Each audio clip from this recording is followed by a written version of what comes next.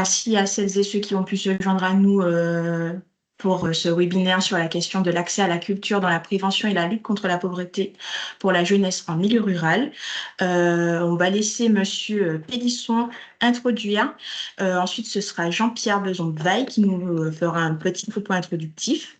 Avant de commencer, je tiens à vous indiquer, comme je l'ai mis par écrit, mais peut-être que le message ne s'affiche pas pour tout le monde, que ce webinaire est enregistré pour permettre à celles et ceux qui ne peuvent pas être présents de revisionner les interventions. Une synthèse sera également rédigée et mise à disposition de tous les participants et toute personne susceptible d'être intéressée par le contenu des éléments que nous allons aborder aujourd'hui. Si vous souhaitez prendre la parole, je vous inviterai à soit écrire directement dans le chat, soit lever la main.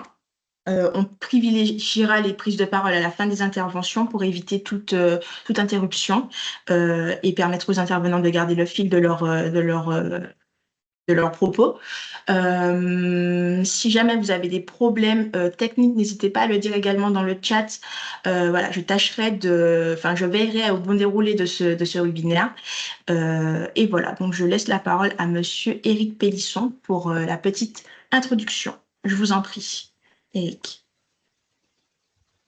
Merci beaucoup, Kessie. Merci à Kessie Jordier et Jean-Pierre Beson d'avoir organisé ce webinaire. J'ai dû couper la vidéo parce que la bande passante n'est pas du tout bonne là où je suis et j'avais peur que vous ne m'entendiez pas.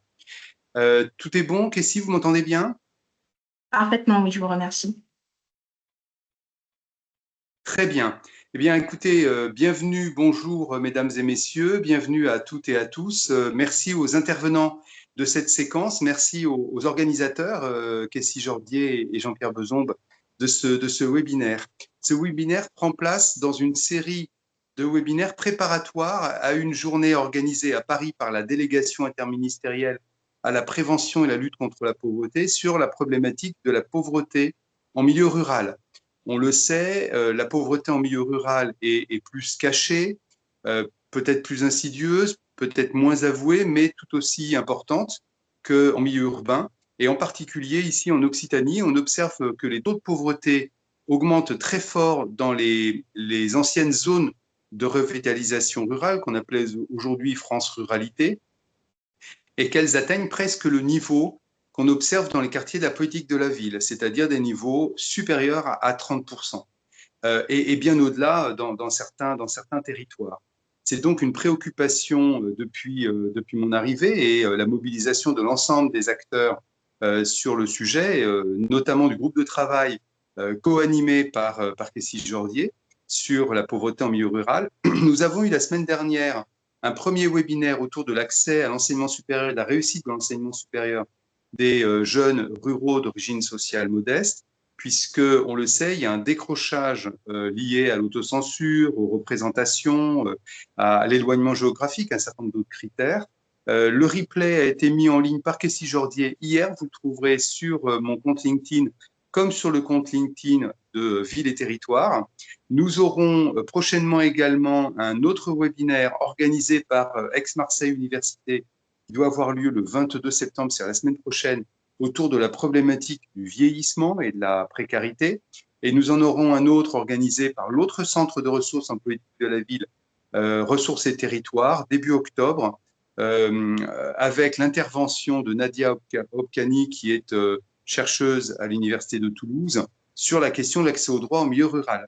Cette série de webinaires est donc préparatoire à la journée qui se tiendra le 29 septembre à Paris, pour laquelle vous trouverez toutes les informations là aussi sur mon compte LinkedIn. Il est encore temps de s'inscrire pour y participer. C'est effectivement dans moins de 2 semaines, hein, c'est lundi dans 15 jours. Et donc cette journée donnera lieu à un livret d'expériences pratiques qui nous auront semblé duplicables de façon effectivement à pouvoir soutenir l'action des municipalités, des maires, des présidents de communautés de communes rurales, de tous les acteurs qui souhaitent effectivement lutter contre la précarité en milieu rural.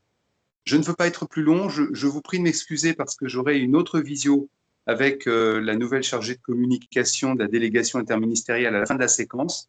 Et donc, je laisserai Kessie Jordier et Jean-Pierre Beson conclure pour moi. Et je devrais malheureusement vous quitter en fin de séquence, mais je vais vous écouter avec beaucoup d'intérêt. Et je cède immédiatement la parole à Jean-Pierre Besson. Bien, bonjour à tous. Encore merci à Monsieur Pélisson, merci à Kessie Jordier également pour cette ouverture sur la culture dans le contexte de la pauvreté en milieu rural.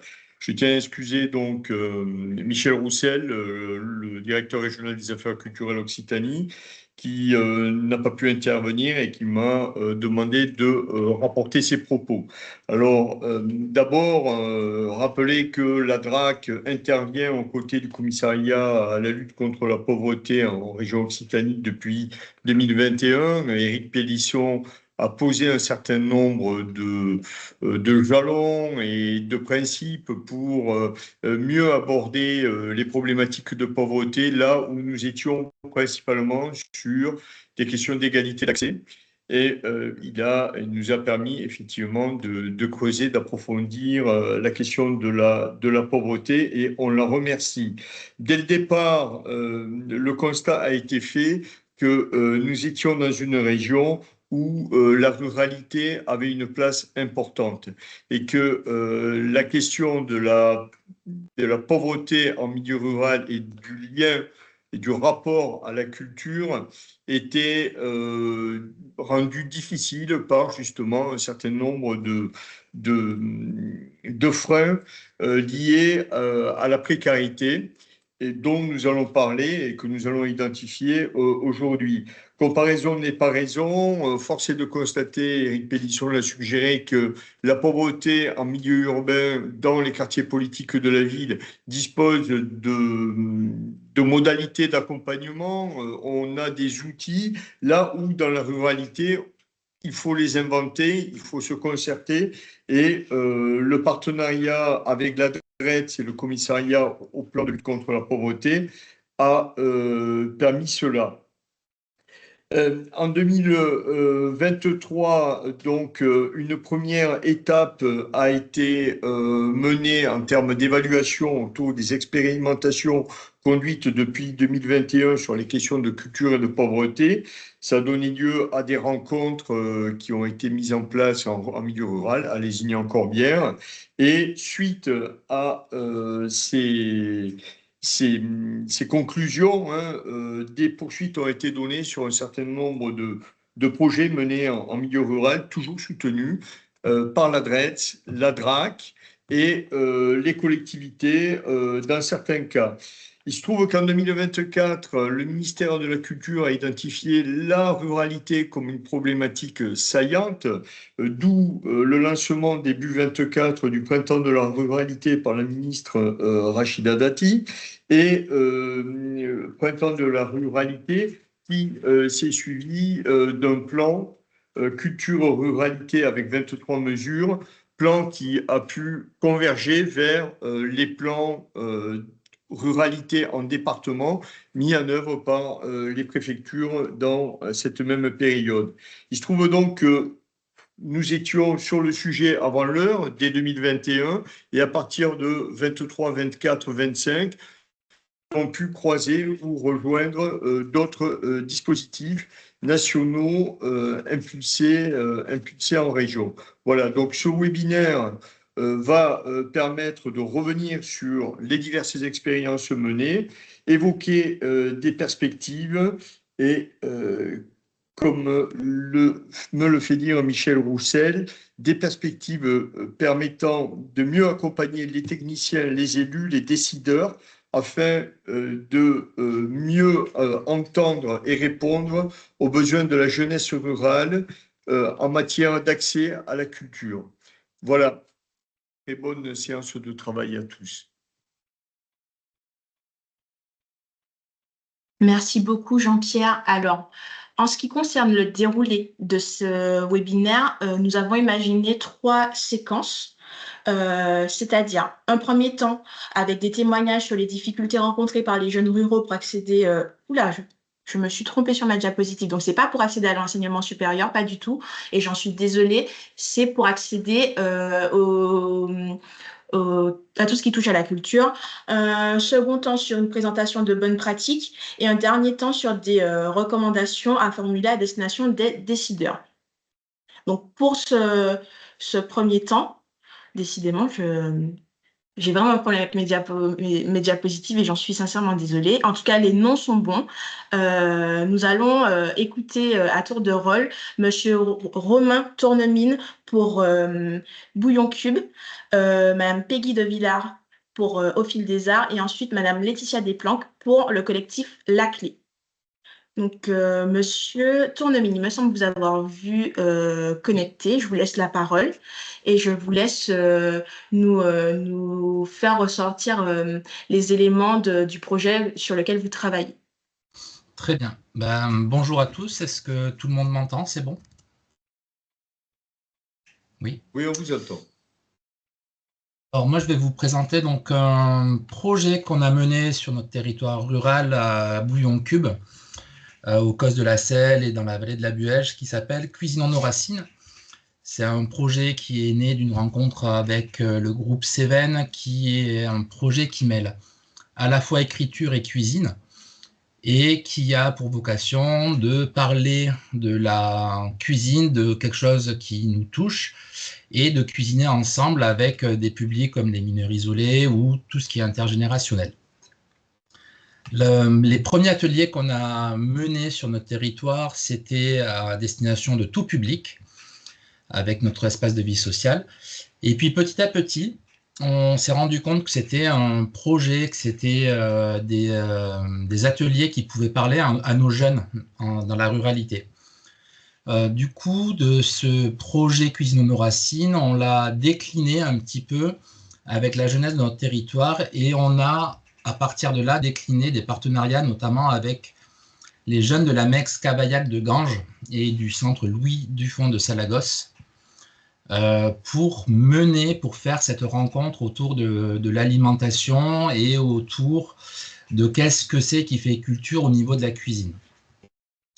Donc on a mené une première rencontre, le groupe s'est fédéré, on a eu de l'interculturalité qui s'est produit à ce moment-là. Et en parallèle de ça, un peu plus loin dans le temps, donc ces premiers ateliers, c'était en mars-avril 2025. L'été culturel est passé avec la compagnie Puppet Sporting Club, qui travaille sur des projets de harcèlement scolaire et sur les rapports de domination en tout genre.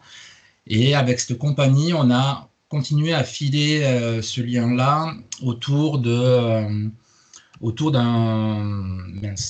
colonie de vacances qu'on a créée avec 3 partenaires, la compagnie Puppet Sporting Club, l'Amex de Cavaillac et le VS Armix de Murviel et Montpellier. Donc ça a continué à faire sens dans le sens où les jeunes se sont rencontrés de différents horizons. Et là, à la rentrée, du coup, en revenant sur Cuisinons nos racines, ce projet, les jeunes de la boussole de notre territoire et les jeunes de l'Amex de Cavaillac vont se rencontrer, vont pouvoir mener des ateliers d'écriture autour de l'alimentation sur ce que c'est qui fait sens quand on parle de recettes de cuisine qui nous est propre. Et donc 3 ateliers d'écriture vont se dérouler. Il va y avoir un banquet à la fin de ces ateliers où les jeunes de l'Amex et les jeunes de la boussole, donc de notre espace de vie sociale, vont se rencontrer. On va pouvoir inviter des parents, on va pouvoir inviter des élus qui vont participer un petit peu à ce rendu. Et à partir de là, on va valoriser un petit peu tout ça à travers l'édition d'un livret avec les textes des jeunes et les recettes, qui va ancrer encore un peu plus ces pratiques-là sur notre territoire. Donc nous, les objectifs qu'on cherche un petit peu là-dedans, c'est de favoriser l'interculturalité, c'est permettre de cuisiner des recettes qui sont chères aux participants, c'est accompagner les jeunes, dont les jeunes mineurs isolés et réfugiés, dans cette écriture de leur récit, avec leur histoire propre. C'est partager des temps d'échange autour de l'alimentation, c'est lutter contre cette précarité sociale, culturelle, psychique et alimentaire, favoriser le partage, le faire ensemble et la dignité, et visibiliser les personnes précarisées, isolées ou fragilisées. Donc là, dans le déroulé, pour le moment, on a vécu donc un projet tout public en mars-avril avec un banquet sur notre village du Cos de la Selle. Et maintenant, voilà, que ça a pris, on a vu ce que ça pouvait donner auprès des jeunes. La première rencontre entre tous les jeunes s'est passée en avril. Et le projet maintenant atelier d'écriture et banquet vont se dérouler de septembre, octobre, novembre de cette année. Voilà un petit peu le projet qu'on a imaginé, qui sont en lien aussi avec le groupe Cévennes et notamment Pénélope Chauvin qui est animatrice d'atelier d'écriture.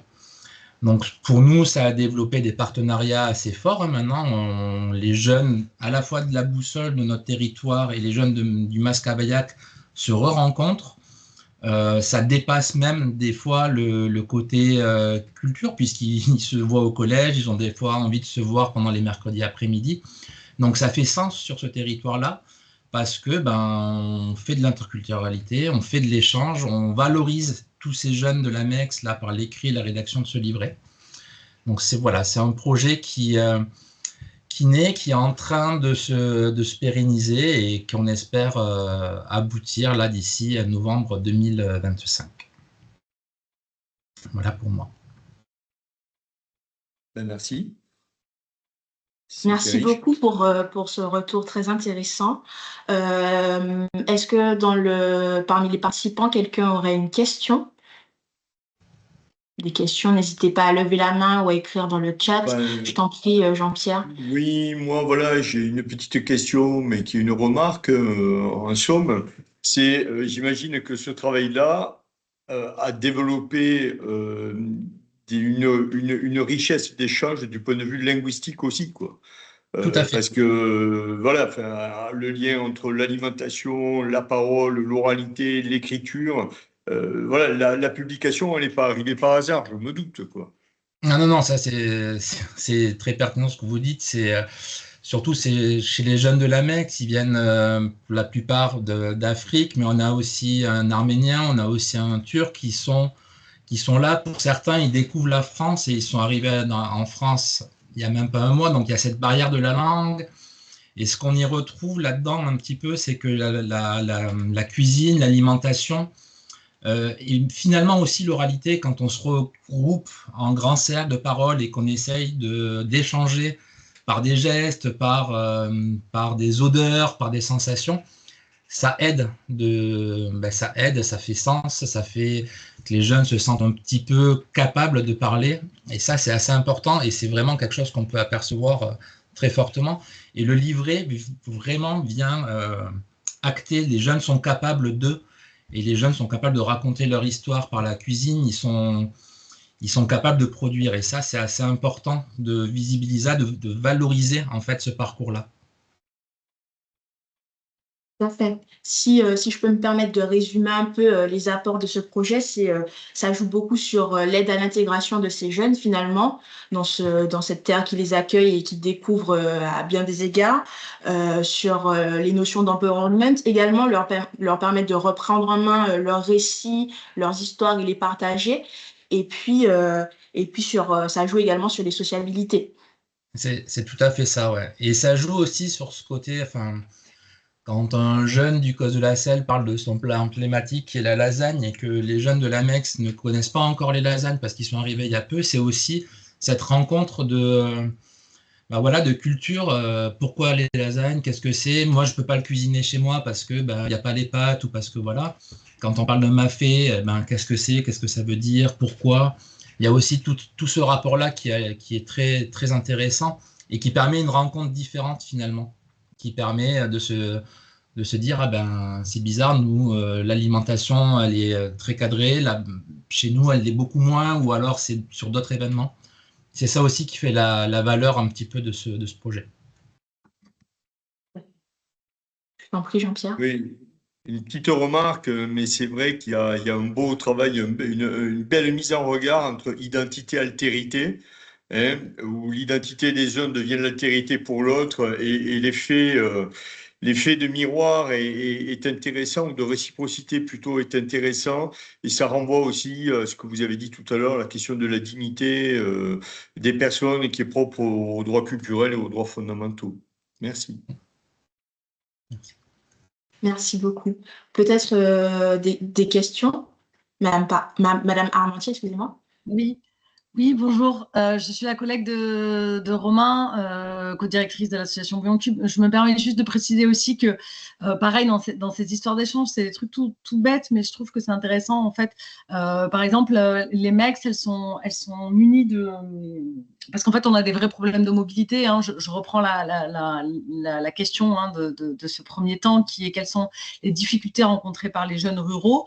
Je crois qu'une des premières difficultés en milieu rural, c'est aussi la question de la mobilité pour les jeunes, hein. Nous, on est au Cos de la Selle, on est à 20 minutes de la petite ville qui est Ganges et qui n'est pas sur notre communauté de communes, puisqu'il y a aussi des découpages administratifs, voilà, des territoires.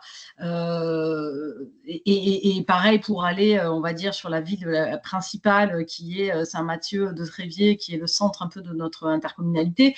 Donc, enfin, tout ça pour dire que c'est quand même un peu la croix à la bannière pour les jeunes pour se déplacer, et que ben, là, la MEX Cavaillac, au-delà évidemment d'être un partenaire qui est hyper intéressant pour nous, un nouveau partenaire avec qui on a envie de développer beaucoup de choses, et tout ce dont vient parler Romain et Jean-Pierre, évidemment sur la question de l'interculturalité, la rencontre avec l'altérité et puis l'enrichissement mutuel. Pour moi, c'est aussi tout simplement un partenariat solide avec un partenariat aussi matériel, c'est-à-dire que les MEX, pour le coup, elles ont des minibus 9 places, elles peuvent se déplacer, elles peuvent venir jusqu'à nous, donc c'est pas... voilà, il y a aussi quelque chose, elles peuvent prendre les jeunes dans leur minibus, on peut imaginer des sorties communes entre les jeunes du Mas Cavaillac et les jeunes de la Boussole. Donc voilà, il y a aussi des choses comme ça de l'ordre de l'entraide et de la mutualisation, en fait, de moyens et de matériel. Alors des fois, ça paraît tout bête, mais en fait, pour nous, c'est hyper important, en fait, de dire que, tiens, et ben, en fait, quand on a listé les possibles dans les actions à développer avec le Mas Cavaillac et à Ganges, il y avait aussi ça, c'est-à-dire qu'ils sont en capacité de pouvoir venir chercher quelques jeunes. Alors, c'est pas énorme, puisqu'on parle d'un minibus 9 places, mais ne serait-ce qu'une sortie, une rencontre, de prendre 3 ou 4 jeunes d'ici du territoire, ils font un crochet et ils partent faire une sortie culturelle à Montpellier ou ailleurs sur le territoire Pic-Saint-Loup. C'est des choses qu'on peut imaginer aussi, et je trouve qu'il y a de cet ordre-là, en fait, il y a vraiment quelque chose d'intéressant dans cette démarche-là aussi, nous, en tant que structure partenaire, quoi, au-delà de la question de la rencontre avec les jeunes. C'est comment on arrive à construire aussi des projets qui ont du sens à plusieurs niveaux. Voilà. Bon. Merci beaucoup pour ce compliment. Effectivement, sur les territoires ruraux, les enjeux de partenariat entre les différentes structures présentes sont très importantes et très importants, pardon, et permettent d'ouvrir davantage encore les possibles. Madame Guyot, vous souhaitez prendre la parole, je vous en prie. Oui, bonjour. Donc, déjà, bravo parce qu'il a l'air super intéressant, votre projet. Et moi, justement, c'était cette question-là du partenariat parce que quand vous l'avez présenté, il y avait l'air d'avoir quand même pas mal d'acteurs. Est-ce que c'était vraiment une dynamique de territoire où il y a déjà cette volonté de partenariat, ou est-ce que vous avez dû un petit peu aller les chercher pour dire on veut faire quelque chose, et voilà, c'est souvent une problématique qu'on peut avoir, c'est que c'est pas toujours évident d'avoir des partenaires motivés, adaptés, etc. Donc, je voulais savoir comment ça s'était passé pour vous. Alors, je vous laisse répondre, Ouais. Monsieur Giannoni. Alors, c'était des partenariats qui sont nés un petit peu de rencontres. Donc, Bouillon Cube est agréé espace de vie sociale, et il y a tout un réseau d'espaces de VS en fait sur le département. Donc, on y a rencontré, là je vois qu'il y a Au Fil des Arts, coucou Peggy. On y a rencontré aussi donc Armix qui est aussi agréé, et c'est aussi par ces rencontres où on échange, hein, il y a des journées d'échange de pratiques où on se dit, voilà, nous on aimerait bien partir là-dessus. Est-ce que voilà, ça vous dirait, comment ça peut se passer? Et ensuite, sur le territoire, nous, on a la chance d'avoir donc un éducateur qui vit sur le Cos de la Selle, qui était très branché sur ces partenariats, qui sait que pour faire sens et pour faire territoire, pour aider ces jeunes de l'AMEX à sortir un petit peu et à rencontrer, les partenariats existent. Et donc, du coup, c'est un peu comme ça que c'est né. Il y a aussi la compagnie Puppet Sporting Club qui a travaillé avec ces mecs et qui nous ont dit, là, il y a des choses qui peuvent se passer. Nous, on a travaillé sur les rapports de domination, mais je pense qu'ils sont très motivés pour se rencontrer. Donc c'est un petit peu cet écosystème-là qui existe sur le territoire du Causse de la Selle et de la vallée de la Buège qui nous ont permis un petit peu de créer ces partenariats. Je ne sais pas ce que tu en penses, Élie, si tu veux compléter, mais...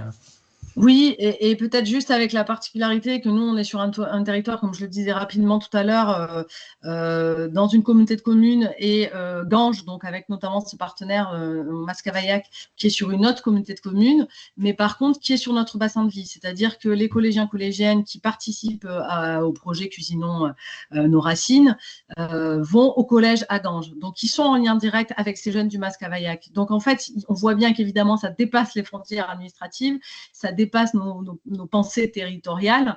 Et là se font des rencontres. C'est-à-dire qu'au collège, les jeunes se rencontrent, sont amis, vont faire du foot ensemble le mercredi après-midi. Et du coup, il y a un fil qui commence à se lier. Et c'est vrai que, voilà, comme le disait Romain, on a la chance d'avoir l'éducateur qui est un ami par ailleurs, qui habite au Causse de la Selle et qui nous dit depuis plusieurs temps, en fait, les jeunes, parce qu'il en amène des fois au Causse de la Selle pour aller rencontrer machin ou machine, parce qu'ils ont créé des liens de leur propre fait. Hein. Et du coup, il voit bien qu'il y a des choses qui peuvent se faire. Et du coup, là, voilà, à force d'eux, on se dit, bah oui, il faut saisir ces occasions-là. Et en fait, le lien est presque déjà impulsé par les jeunes, en fait, à la base. Donc, on est plutôt à l'écoute de ça. Et voilà, et c'est effectivement, c'est plein de petits facteurs. Voilà, c'est aussi la compagnie Puppet Sporting Club qui a travaillé avec le Mascavaillac, comme l'a dit Romain. Et en fait, ça, plus ça, plus ça, c'est des petites lumières qui s'allument au vert et qui nous font dire, bon, ben là, on y va. Et du coup, ça devient fluide et ça devient évident. Il y a quelque chose de naturel et qui n'est pas hors sol, quoi. Mais je suis bien d'accord que c'est bien la problématique d'arriver à ne pas calquer des partenariats qui pourraient être pensés ou théorisés par des structures et sans que ça prenne en fait, hein, que la greffe ne prenne pas. Là, pour le coup, nous, on est allé vers quelque chose qui avait déjà pris en fait. Donc voilà, on a tendance nous à fonctionner un peu comme ça. Mais voilà, on est bien d'accord que c'est un peu, on en reparlera peut-être un peu plus tard dans la matinée, mais que c'est l'enjeu pour moi d'un projet qui fonctionne, c'est quand la greffe partenariale prend dès le début et quand on a plusieurs petits déclics comme ça qui font que c'est OK pour que ça parte, quoi. Merci beaucoup.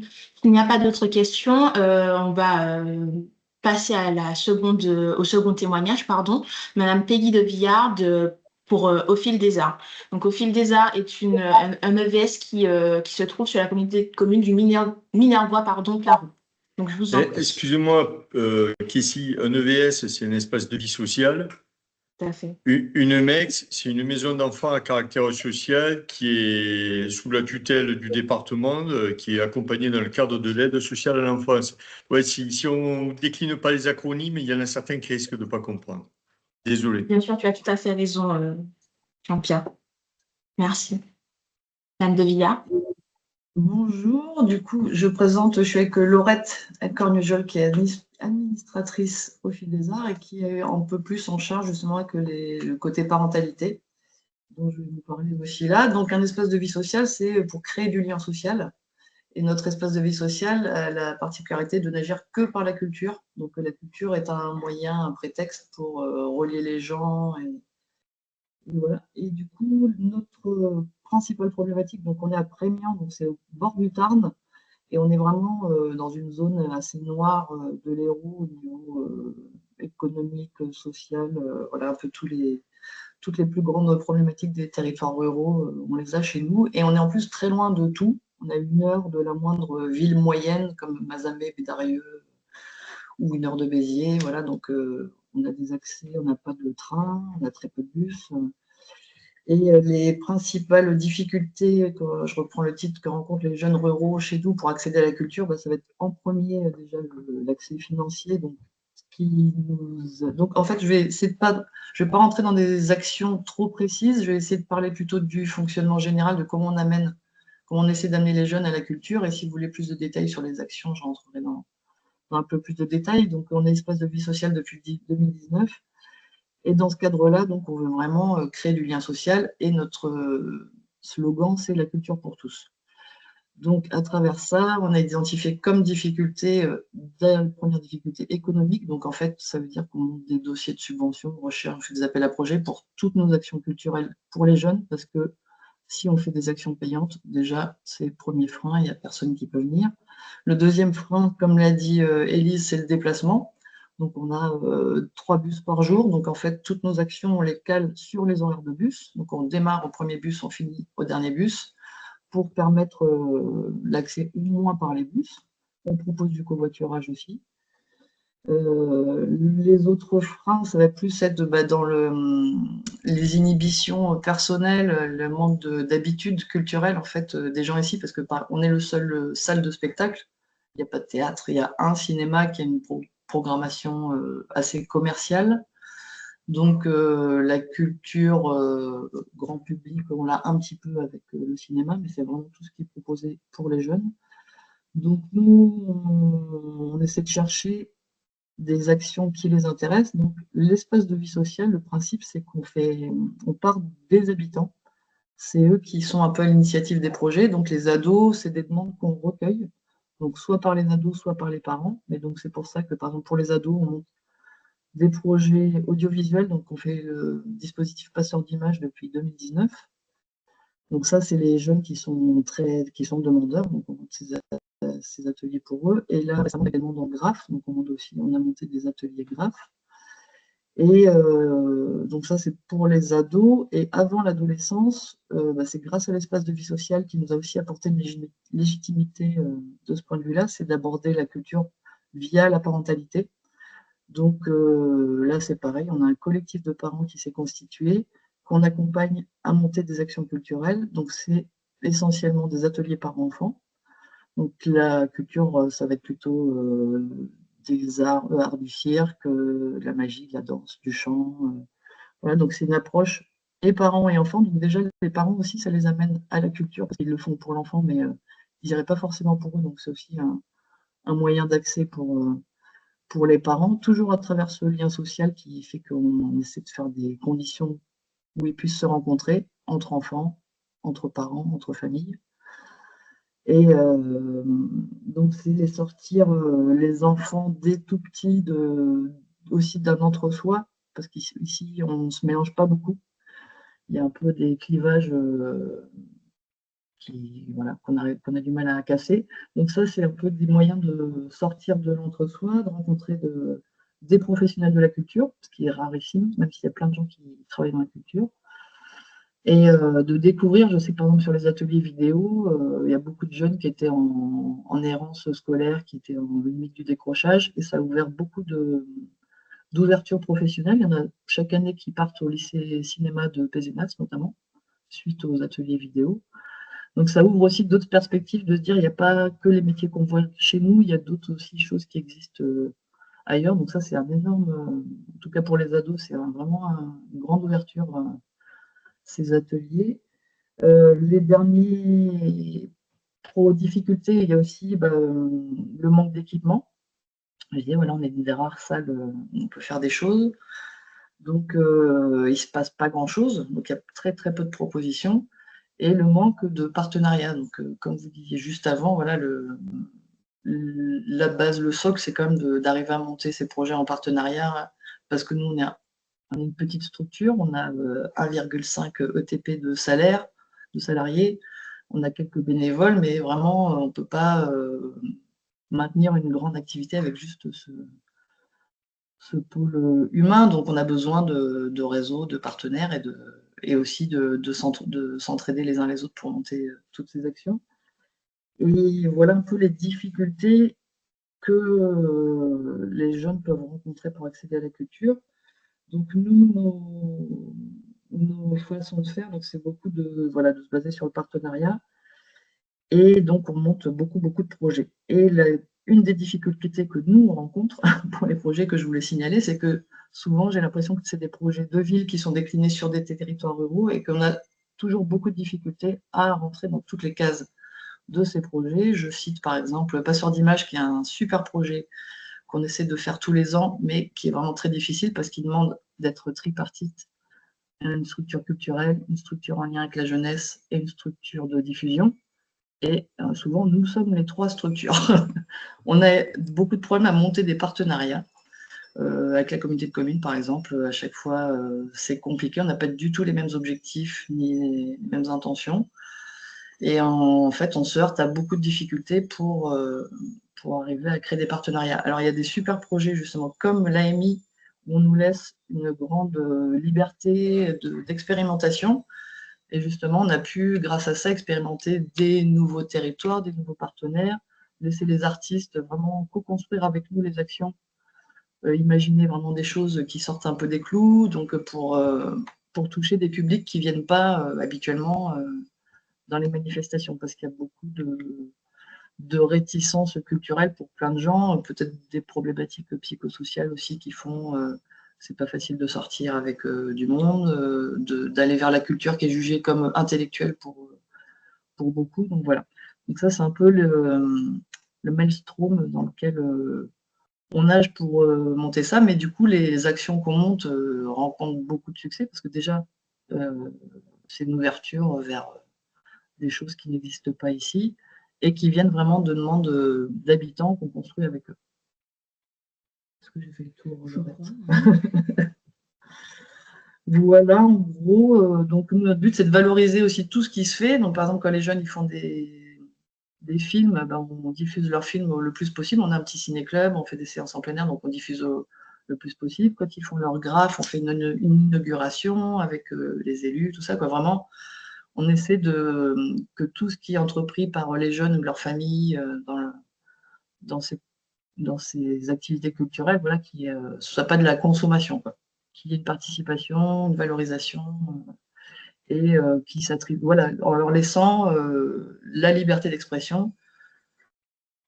Voilà, ils participent. C'est pas, on n'arrive pas avec un truc tout clé en main et vous avez ça. C'est vraiment, on essaie de construire avec les gens pour que ça leur corresponde.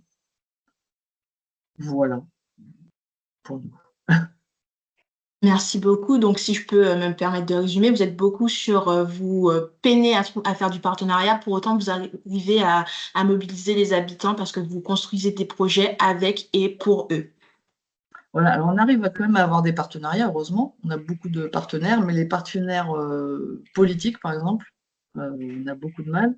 Et même, par exemple, nous, on a travaillé aussi avec la maison d'enfants, mais c'est tellement des usines à gaz, en fait, c'est des structures qui ont du mal à... Alors, c'est peut-être méchant de dire ont du mal à fonctionner, mais voilà, le fonctionnement n'est pas fluide. Donc, du coup, s'insérer là-dedans, rajouter une autre couche d'organisation, super compliqué. Voilà. Donc, on essaye, mais à chaque fois, on finit un peu avec, avec le sac à dos, on rentre avec du poids sur les épaules parce que c'est beaucoup plus compliqué. Et justement, alors donc, c'est dans des cadres où on essaie de rentrer dans les cases, c'est un peu comme ça, et des cadres un peu plus libres comme l'AMI, où on avait cette liberté d'action et d'exploration. Bah là, on s'y retrouve beaucoup plus. On a plus. En fait, notre territoire, je trouve qu'il a des particularités qui sont dures à cerner déjà. Et en plus, pour répondre à toutes ces problématiques et en plus rentrer dans des cadres d'appel à projets qui sont assez carrés, ça complique vraiment la tâche. Alors que quand on a de la liberté d'action, des partenaires, on en trouve parce qu'ici, justement, on a vraiment besoin d'agir en partenariat. Donc, tout le monde est demandeur de partenariat. La Comcom aussi, tout le monde est, les structures, les associations, tout le monde est demandeur, mais le cadre ne s'y prête pas toujours. Très bien. Merci beaucoup. Il y a 2 mains qui se sont levées. Tout d'abord, Nathanaël, je vous en prie. Oui, bonjour, merci pour cet exemple. Moi, j'avais 2 questions qui se rejoignent. Est-ce que vous faites appel à des artistes? Et du coup, dans les partenariats, est-ce que vous travaillez avec est-ce que vous arrivez à travailler avec des structures culturelles et artistiques qui pourraient, qui connaissent sur la rémunération des artistes, tout ça?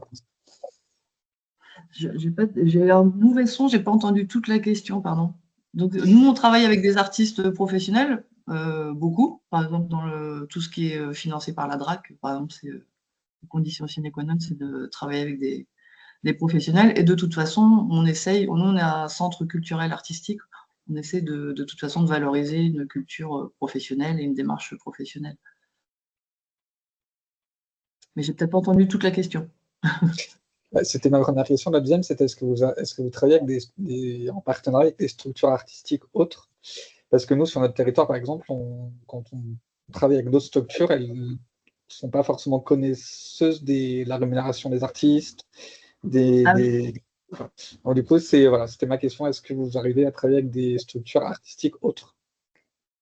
Alors, on a des partenariats avec d'autres structures artistiques. Par exemple, on fait alors pas sur le cadre des jeunes, mais en général, oui, on est en lien. En fait, on est tellement peu nombreux qu'on se connaît quand même. C'est l'avantage de territoire comme chez nous, c'est qu'on ne se marche pas sur les pieds. On se connaît un peu les uns les autres. On essaie de travailler en partenariat si possible. Par exemple, avec la Bastille de Rouen, on a un partenariat sur du documentaire. On a des axes. Pour le cirque, on travaille par exemple avec l'école de cirque de Mazamet qui viennent chez nous pour faire des interventions. Voilà. En fait, tous les ateliers qu'on a, que ce soit des ateliers parentalité, des ateliers par enfants, les stages ados, graphes ou vidéo, c'est que des professionnels qui animent ça. Et le lien avec des structures culturelles, en fait, autour de chez nous, il n'y en a pas à moins de 3/4 d'heure, 1 heure de chez nous. On est la seule. Donc, on en a fait quelques-uns, des partenariats, mais en fait, on s'aperçoit que ça ne crée pas de pont, ça crée pas de... On est trop éloigné, quoi, en fait. Merci beaucoup. Jean-Pierre? Oui, alors moi, je trouve très intéressant ce qui a été dit par Peggy en disant non, les partenariats, au final, on a du mal à en avoir parce que dans le passeur d'image, il y a un cahier des charges, il faut être en partenariat avec tel opérateur. C'est le côté directif du partenariat. Et après, qui bloque. Et ensuite, quand tu évoques l'AMI et quand tu évoques votre capacité à créer des partenariats au niveau territorial, et là, on voit que ça se débloque, quoi. Et qu'effectivement, vous avez, grâce à vous, moi, j'ai pu découvrir Radio Châtaigne, qui est une radio locale, travailler avec les acteurs culturels de la commune de Parc-Daillan. Enfin, et on se rend compte que il y a dans les cadrages institutionnels ou les projets, oui, un peu descendants, la, la logique territoriale de ces zones rurales, Peggy, elle évoque la montagne noire côté Hérolté, quoi. Et la montagne noire, c'est vrai que des fois c'est compliqué, enfin, c'est souvent compliqué même. Et ça, c'est pas forcément anticipé ou pris en compte dans les appels à projets. Donc, la question partenariale, l'a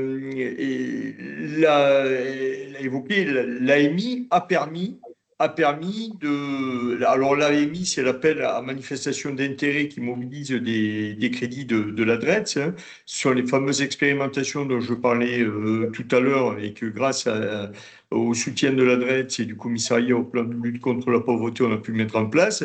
Mais c'est vrai que ce cadre beaucoup plus souple permet, c'est un peu grandiloquent, de faire société, quoi, de se rencontrer et du coup de faire du réseau. Voilà, c'était une petite remarque en plus. Merci beaucoup, Jean-Pierre. Est-ce qu'il y aurait d'autres questions pour Madame de Villa? Madame Armentier, je vous en prie. Oui, pardon. Oui, non, c'était plutôt une remarque aussi pour rebondir dans le sens, parce que je pense que, voilà, encore une fois, comme c'est la thématique là, on est un peu obligé de parler de cette ruralité, hein. Mais c'est vrai que c'est une spécificité, j'entends tout à fait Peggy quand elle raconte, voilà, c'est en même temps cet atout, j'ai envie de dire, d'être un peu la seule et unique structure à tout faire. En même temps, c'est une charge de travail, hein, on va pas se mentir, une responsabilité. Nous, c'est exactement la même chose hein, sur notre territoire. Et en même temps, la nécessité, évidemment, de faire des partenariats et d'aller vers les autres. Et ça, je trouve que c'est quand même quelque chose qui est important d'avoir en tête en milieu rural. Et c'est pas tout le temps simple, c'est-à-dire que nous, on a mis quand même longtemps à défendre ce côté un peu couteau suisse, hein, cette multifonctionnalité qu'on peut avoir en tant que structure culturelle, sociale, socio-éducative, enfin même agricole, parce que nous, dans notre cas, voilà, clairement, tiers-lieu maintenant qui développe de plus en plus ses activités. On a même ouvert une cantine scolaire là, il y a 2 semaines. Donc en fait, il y a vraiment cet enjeu-là de répondre en fait à un territoire et à ses habitants et à ses habitantes. Donc du coup, de répondre aussi à des enjeux et à des problématiques qui vont en fait un peu s'adapter en fonction des objets et des besoins en fait de ce territoire. Et ça, c'est vrai que ça nous amène à être un peu, encore une fois, couteau suisse et de répondre à tous ces besoins-là. Et en même temps d'être... alors du coup, c'est des fois compliqué parce que sur les enjeux de partenariaux, ben, des fois, on a un peu tendance à prendre toute la place. Donc, comment on travaille aussi avec cette question-là? Voilà, c'est des pistes aussi que je lance, hein, de réflexion aussi pour la suite, mais je trouve que c'est intéressant de dire voilà, comment on reste juste aussi dans cette place-là centrale.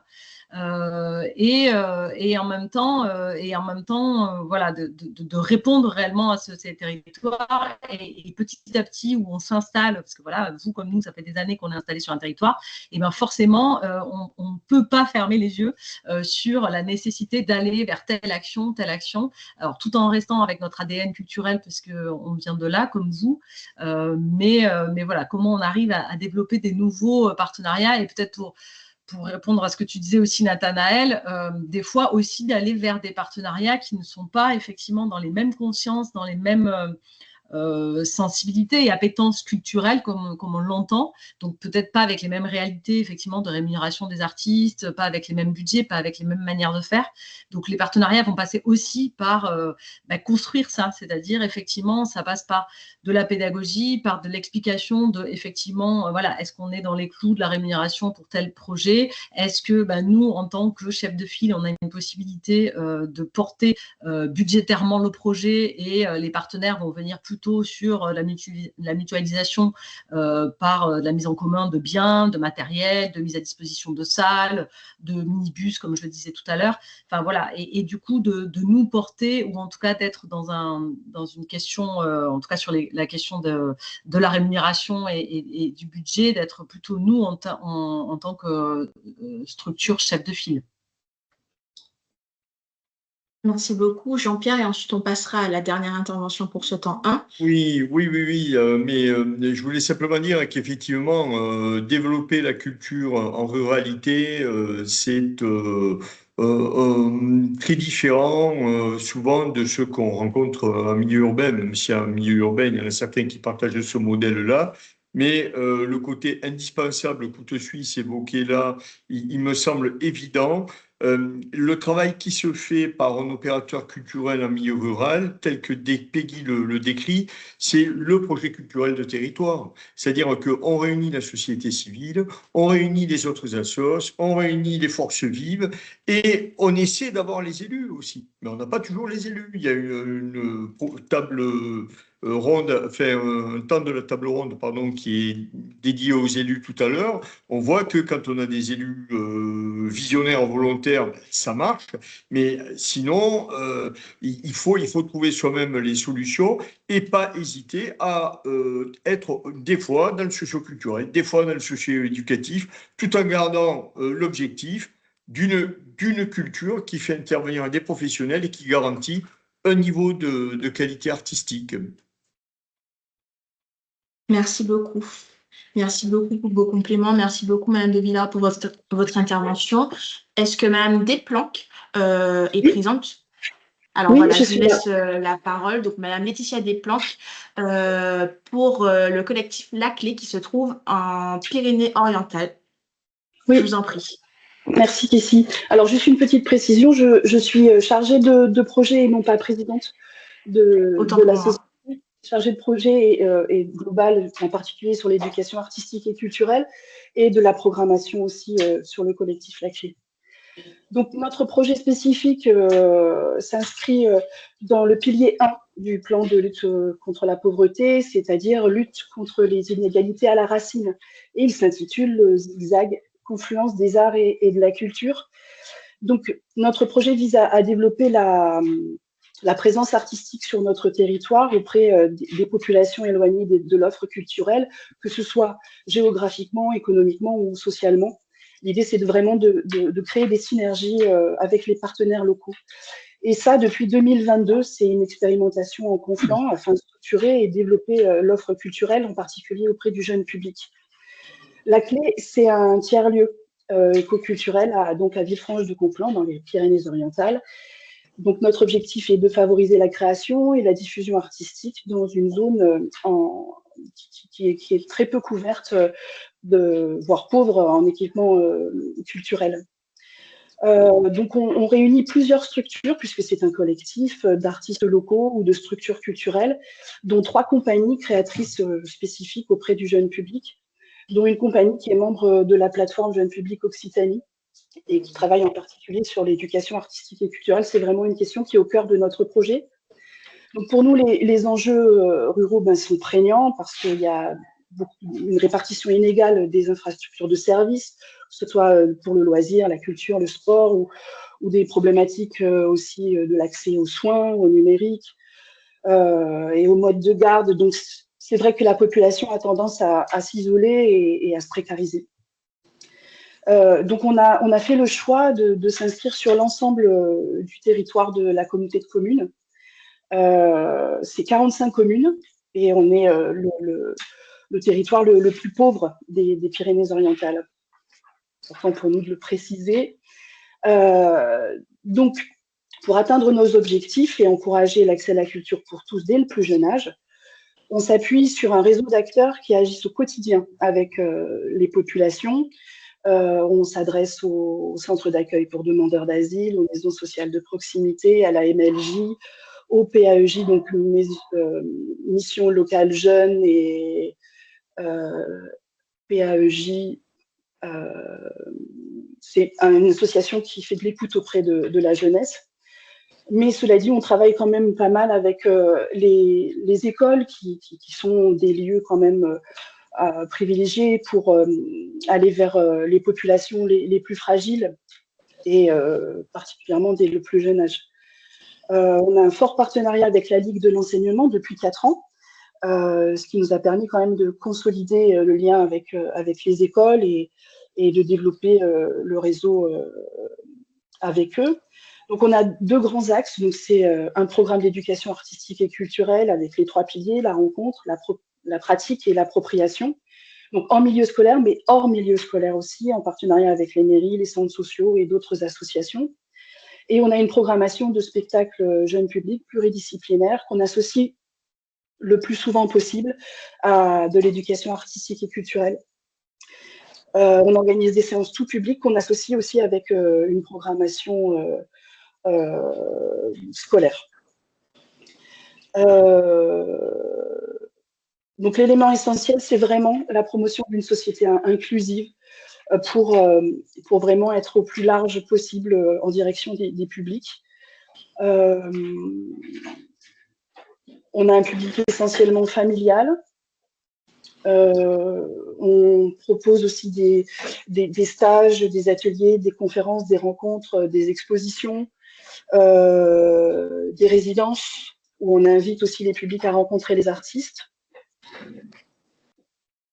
Je vais vous dire un peu plus. Alors, les modalités d'accès à une offre artistique et culturelle de qualité dans une logique inclusive, c'est-à-dire qu'on travaille avec les acteurs locaux de la solidarité et de l'action sociale pour repérer les publics éloignés de l'offre culturelle et en collaboration avec Culture du Cœur 66, par exemple, qui nous permet de mettre en place ce qu'on appelle le passe-partout, qui est un dispositif de gratuité pour les événements proposés par la Clé et ses partenaires. On est en partenariat aussi avec une librairie, la librairie indépendante La Libambule, qui nous permet aussi de travailler des axes autour de la lecture. On met en place aussi des ateliers parents-enfants avec un espace de vie sociale qui se trouve sur notre territoire qui s'appelle Couleur Famille. Difficile d'être exhaustive puisqu'on mène de nombreux projets à l'échelle du territoire, mais je répondrai à vos questions volontiers.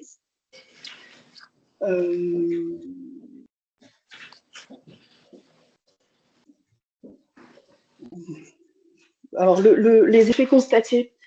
Alors, le bilan réalisé à la suite de ces 5 dernières années d'expérimentation, ça permet d'accompagner le collectif dans la structuration de son projet artistique, l'organisation de représentation dans des écoles et des communes environnantes, puisqu'on a un lieu d'accueil ici à Villefranche, mais on rayonne sur l'ensemble du territoire. Alors, le zigzag, c'est 2200 spectateurs par an, dont 560 scolaires. On a une centaine de participants aux différents ateliers. Que vous dire de plus? Alors, les difficultés rencontrées, bien comme beaucoup, en effet, les élus sont éloignés de nos préoccupations. On pense qu'ils sont totalement désengagés, en fait. Ils ne nous aident pas non plus concernant la mobilité, parce qu'en effet, c'est un vrai problème aussi sur notre territoire. Alors aujourd'hui, on est labellisé Fabrique de territoire, ce qui nous permet d'avoir plus de moyens en termes de fonctionnement, mais malgré tout, on a des difficultés pour rassembler des moyens financiers pour l'ensemble de nos actions. Donc, c'est encore une problématique. Alors, les partenariats, ils existent, puisqu'on couvre un large réseau sur le territoire. Et la dynamique de Fabrique de territoire nous permet d'engager un nouveau poste. Donc, c'est une belle évolution pour nous. On est également guide asso. Donc, ça nous permet aussi d'accompagner des projets et permettre aussi l'émergence de nouveaux projets sur le territoire. Laudine, qui est ma collaboratrice, voulait ajouter quelque chose. Je vous en prie. Oui, merci Laetitia. Je voulais simplement rebondir sur ce qui avait été dit précédemment pour les autres projets. J'apporte juste une petite précision sur la question du taux de pauvreté de notre territoire. On est effectivement le 3e PCI le plus pauvre du département en taux de pauvreté. Néanmoins, dans le cadre de la proposition de l'AMI faite en 2024, on n'avait pas été identifié comme territoire prioritaire, ce qui fait qu'on n'avait pas pu déposer de projet à ce titre-là, ce qui nous a un petit peu coupé dans notre élan parce que dans le cadre de l'ancienne stratégie de lutte contre la pauvreté, on avait lancé des actions de structuration du réseau et des rencontres thématiques avec l'ensemble de nos partenaires. Et l'objectif de ces rencontres, c'est de partager une vision commune des problématiques locales et des réponses à y apporter. Donc, évidemment, là, à ce webinaire, on est tous convaincus que la culture, comme soutien à l'accompagnement global des personnes fragilisées, est nécessaire. Et pourtant, cet axe de travail qui est transversal dans les politiques sociales est assez peu représenté dans l'ensemble des plans et schémas de développement social du territoire et dans les politiques sociales en général. Donc, évidemment, merci à Monsieur Pélisson et puis à sa vision dans ce sens. Je souhaite ajouter que cet engagement dans la coopération des acteurs assez diversifiés sur notre territoire, puisqu'on développe donc à la fois un réseau des acteurs du social et des solidarités, un réseau des acteurs culturels et un réseau des acteurs de l'environnement. Et du coup, bon, ça c'est par extension, mais un petit réseau des acteurs de l'éducation. Ce temps du réseau est un temps long et que majoritairement les crédits qui sont affectés sont des crédits annuels et ça nous empêche d'avancer, ça limite notre capacité à avancer dans ce sens. Et le temps long est long parce que logistiquement, la préparation des rencontres interprofessionnelles, ça prend du temps. Un temps long pour élaborer une feuille de route commune, un temps long pour organiser des actions de médiation au sein des diverses structures, un temps long pour identifier les points de mutualisation, comme le disait Élise tout à l'heure, et un temps long pour apprécier les impacts de ces actions. Et donc, bien qu'on soit assez présent en termes de dynamique partenariale, on est aujourd'hui un petit peu limité, effectivement, comme le disait Laetitia, dans cette recherche de financement, de fonctionnement, de fonds pour la mise en place de toutes ces actions et de cette dynamique partenariale. Et encore plus quand, pour ce qui est de notre cas, nous sommes très peu suivis au niveau de notre PCI. Merci beaucoup pour ces compliments. Jean-Pierre, très rapidement, et ensuite on va continuer parce qu'on a un peu dépassé le temps.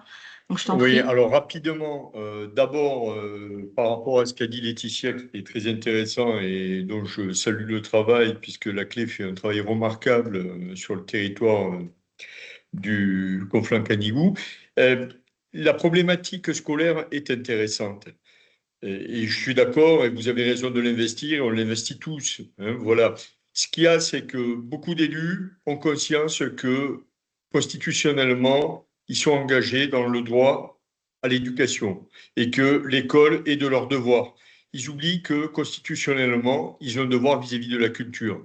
Et donc, à un moment donné, il faut penser à créer du parcours sur une diversité de temps, sachant que le temps, le dénominateur commun à l'ensemble de la jeunesse et d'un territoire, c'est le temps libre et de loisirs. C'est pas le temps dédié. Donc oui, pour être bien évidemment présent à l'école, mais attention de ne pas s'y enfermer parce que l'élu, après, le maire va penser que il a tout bon, il y est, quoi. Et par contre, au niveau de l'EPCI, ils vont dire, ah mais non, mais ça c'est à l'école. Alors, il faut vraiment être sur des temps communs à la jeunesse, ça c'est une chose. Ensuite, par rapport à l'intervention, vous évoquiez le temps long et vous avez raison, parce que pour éveiller, sensibiliser, transmettre et autres, il faut du temps long. Ce temps long, et j'en reviens au même sujet, il est d'abord à partager avec la collectivité, quoi. Parce que vous évoquiez le rythme de financement et des apports et autres, mais le premier partenaire, si ce n'est pas la collectivité, eh bien, ça va être compliqué. Et on a des collectivités engagées, mais sur des territoires pauvres qui n'ont pas toujours les moyens, mais qui sont engagées. On verra tout à l'heure, 16-Cévennes, Sudéro aussi, sont des collectivités engagées. Ils ont aussi besoin de moyens. Alors, le premier partenaire qui va vous aider à régler les problèmes de finances que vous évoquez, et il y a de grands besoins, ça va être le PCI et les communes, quoi. Voilà. Merci beaucoup, Jean-Pierre. Vous voulez compléter peut-être rapidement? S'il n'y a pas de questions, on va passer à la séquence suivante, qui est la présentation de bonnes pratiques. Donc, je repasse dans ce cas la parole à Jean-Pierre et à Madame Armentier. Je vous en prie.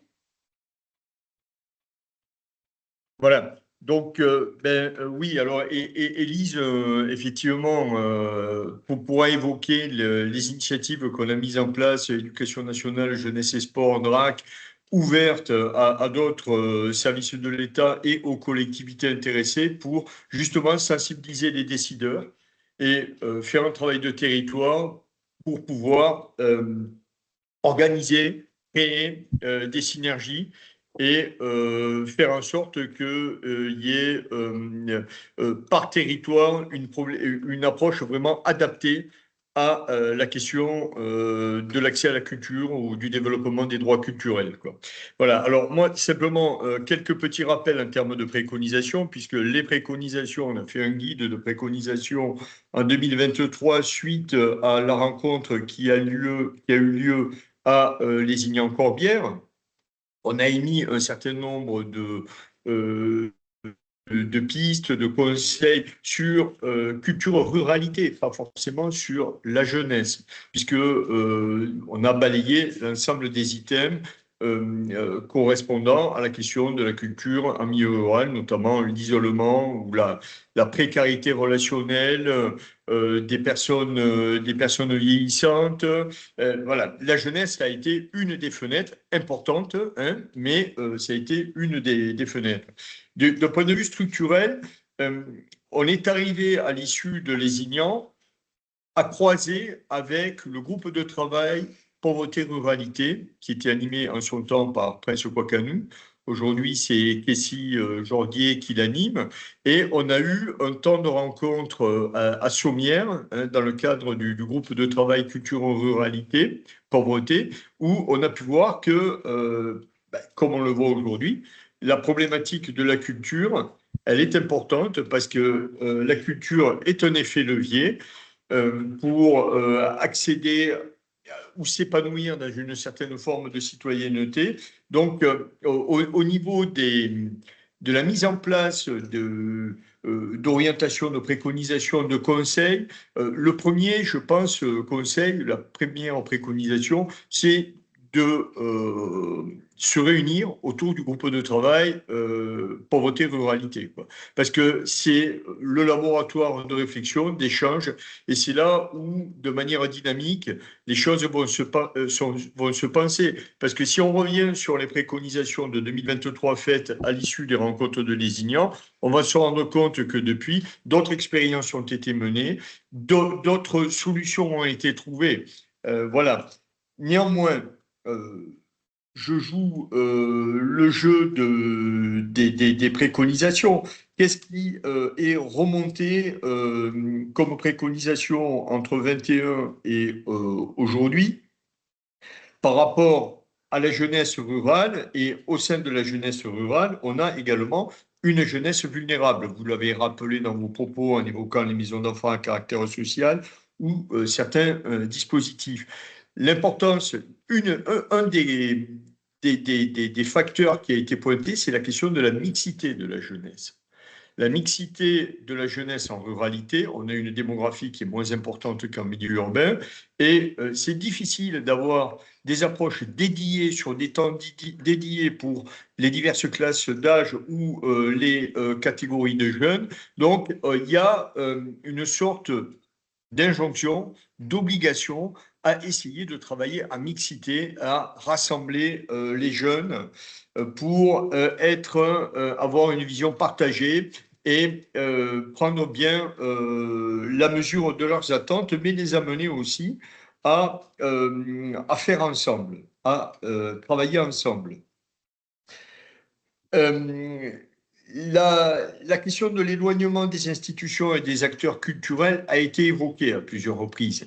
Alors effectivement, une des préconisations par rapport à l'éloignement des institutions et des acteurs culturels ou aux problématiques de mobilité géographique qui ont été évoquées a été la question des résidences d'artistes, d'une présence artistique au territoire. Alors,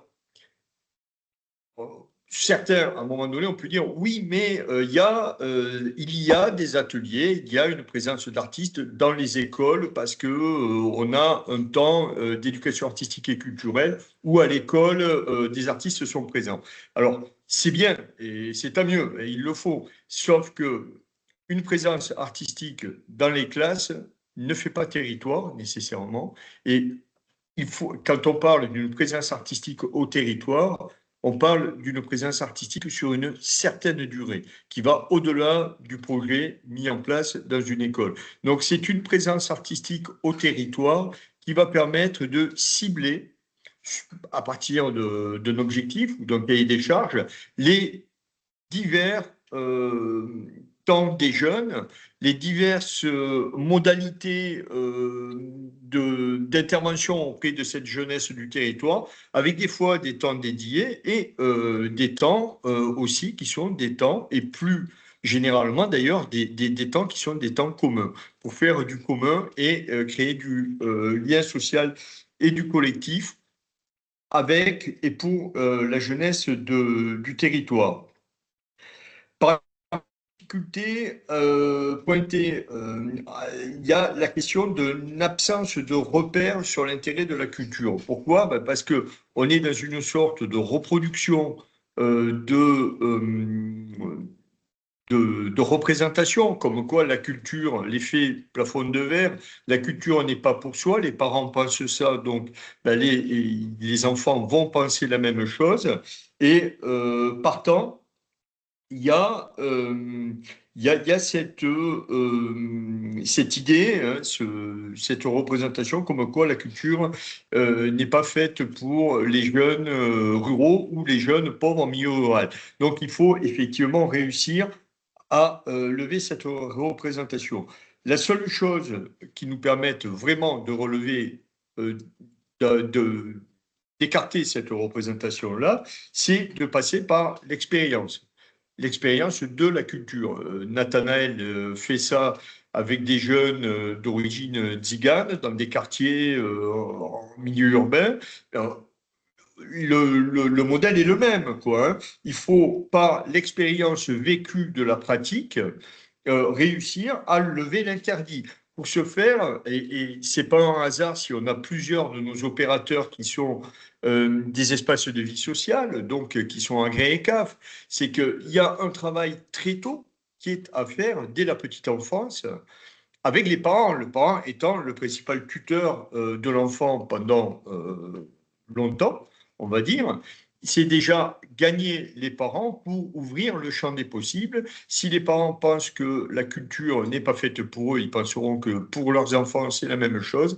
Si les parents intègrent le fait que bien, la culture est importante pour leurs enfants et que ça va participer à l'éveil, à la construction et au développement de l'enfant, ils iront. Et donc, ce travail-là, dès la petite enfance, est important.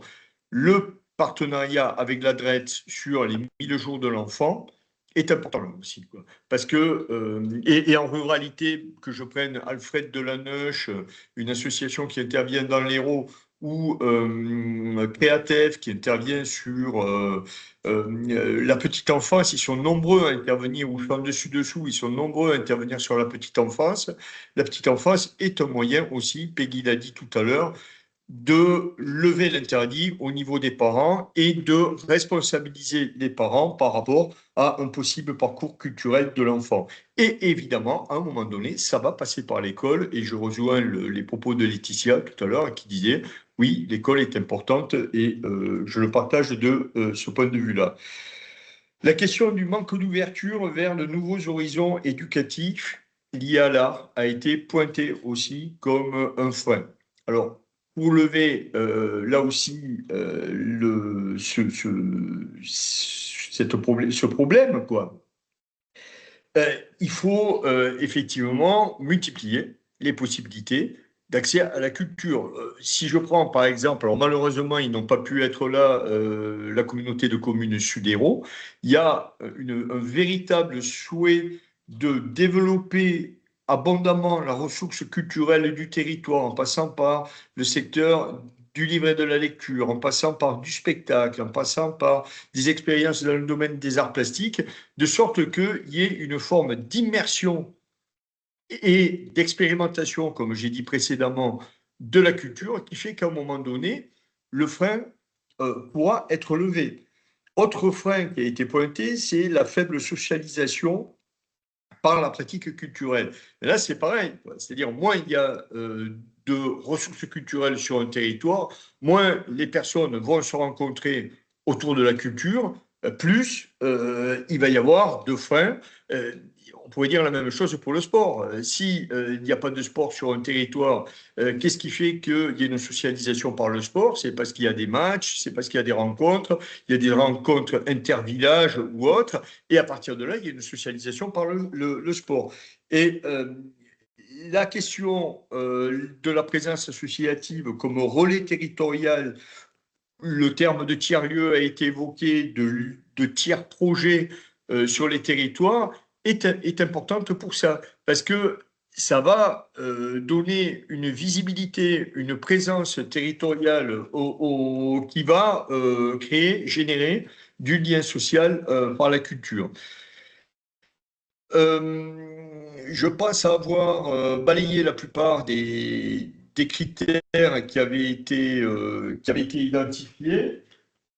Il y a ensuite, alors je ne sais pas si au niveau du temps, là, je suis bon ou il faut embrayer sur Alors, on a beaucoup dépassé sur le temps, il est 11h17. D'accord. Alors, je fais très rapidement. pour Voilà, les bonnes pratiques par rapport aux fiches qu'on a pu recevoir. Il y a une fiche intitulée « Intégrer l'éducation artistique dans la stratégie de prévention de la lutte contre la pauvreté », avec comme vecteur principal d'avoir une EAC ouverte sur l'ensemble des temps de la jeunesse et de l'enfance et favorisant la mixité. Voilà. Ensuite, il y en a une qui évoque la lutte contre le non-recours au droit d'accès à la culture et l'affirmation des droits culturels. Alors, le non-recours au droit d'accès à la culture, c'est ce que je disais précédemment. On estime que ce n'est pas fait pour nous. On ne pousse pas la porte de la bibliothèque. Dès lors qu'on ne pousse pas la porte de la bibliothèque, on est dans du non-recours, puisqu'il y a une offre publique de la culture. Et si on se l'interdit, eh bien, c'est du non-recours au droit constitutionnel d'accès à la culture. La question des droits culturels, ça a été dit par plusieurs d'entre vous. Cuisiner les racines, on est dans les droits culturels. On part de ce que les personnes font et sont pour amener des contenus et faire en sorte qu'elles s'épanouissent à partir de ce qu'elles sont. Et on ne considère pas que les personnes sont des contenants vides de contenu qu'il faut remplir, mais on pense les personnes comme pleines d'un contenu qui est leur propre culture. Et à partir de là, on co-construit un parcours, une expérience, une ouverture vers des horizons culturels. Ensuite, il y a eu comme préconisation, fusion de nos racines, c'était ça, en partie, les droits culturels. La question de faire un groupe autour de la culture, donc la socialisation, telle que je l'évoquais, le fait de contourner les rapports dominants, ça a été évoqué aussi par Bouillon Cube. Autre préconisation sur culturalité, donc prégnant. Et ces diverses expériences nous amènent à, là aussi, considérer la culture comme un vecteur de socialisation, comme un moyen, un outil éducatif. Ils insistent sur le soutien à la parentalité. Et ils évoquent aussi la question de l'écoute de la jeunesse, notamment des adolescents, à travers des projets en partage, des projets de stage, de réalisation et autres, une forme de participation, l'approche participative, donc donner d'autres moyens, une autre façon d'agir, avec des artistes qui se positionnent dans une logique d'ouverture, quoi. La question donc la participation, je lis, l'expérimentation aussi, permettre à des ados d'expérimenter. L'action culturelle, c'est pas une science exacte. On peut essayer, se tromper, il faut recommencer, on expérimente. Donc cette confiance dans le projet proposé qui permet d'expérimenter. Il n'y a pas ceux qui ont raison ou ceux qui ont tort. On vit une expérience. Il y a la question de l'autonomie d'accès à la culture qui a été pointée aussi. Les partenariats, l'importance des partenariats pour faire un projet, la question de projet de territoire, projet culturel de territoire. Globalement, améliorer l'estime et la confiance de soi, on l'a retrouvé chez plusieurs d'entre vous. Développer le lien au territoire, ça a été évoqué, c'est pointé aussi au fil des arts. La question du lien social et la question de l'attractivité des projets proposés. Plusieurs y sont revenus pour dynamiser le territoire. Et Laetitia a pointé dans sa fiche des constats sur la répartition inégale des infrastructures et l'isolement et la précarisation aussi. Donc ce sont des constats et face à ça, il y a, vous verrez, puisque ultérieurement on mettra en ligne donc les fiches proposées par les uns et les autres, un certain nombre de préconisations qui ont été formulées sur les divers territoires. Je pense avoir balayé l'ensemble des questions liées aux préconisations. Je vérifie quand même, oui, a priori, A priori, j'ai passé la totalité de ceux qu'on avait identifiés. Merci beaucoup. Il était aussi question peut-être avant de passer la parole à Madame Fervegoul, de montrer un peu comment les collaborations, sauf si j'ai peut-être raté un épisode, pardon, de montrer comment les collaborations permettent effectivement de faire ressortir des projets sur les territoires. Jean-Pierre. Ali, je peux en parler peut-être parce que c'est l'action qu'on essaie de mener sur plusieurs territoires ruraux. Oui, je peux en dire quelques mots. Il faut vraiment que je vous quitte à 11h30 parce que j'ai un rendez-vous qui enchaîne, donc je vais faire très court.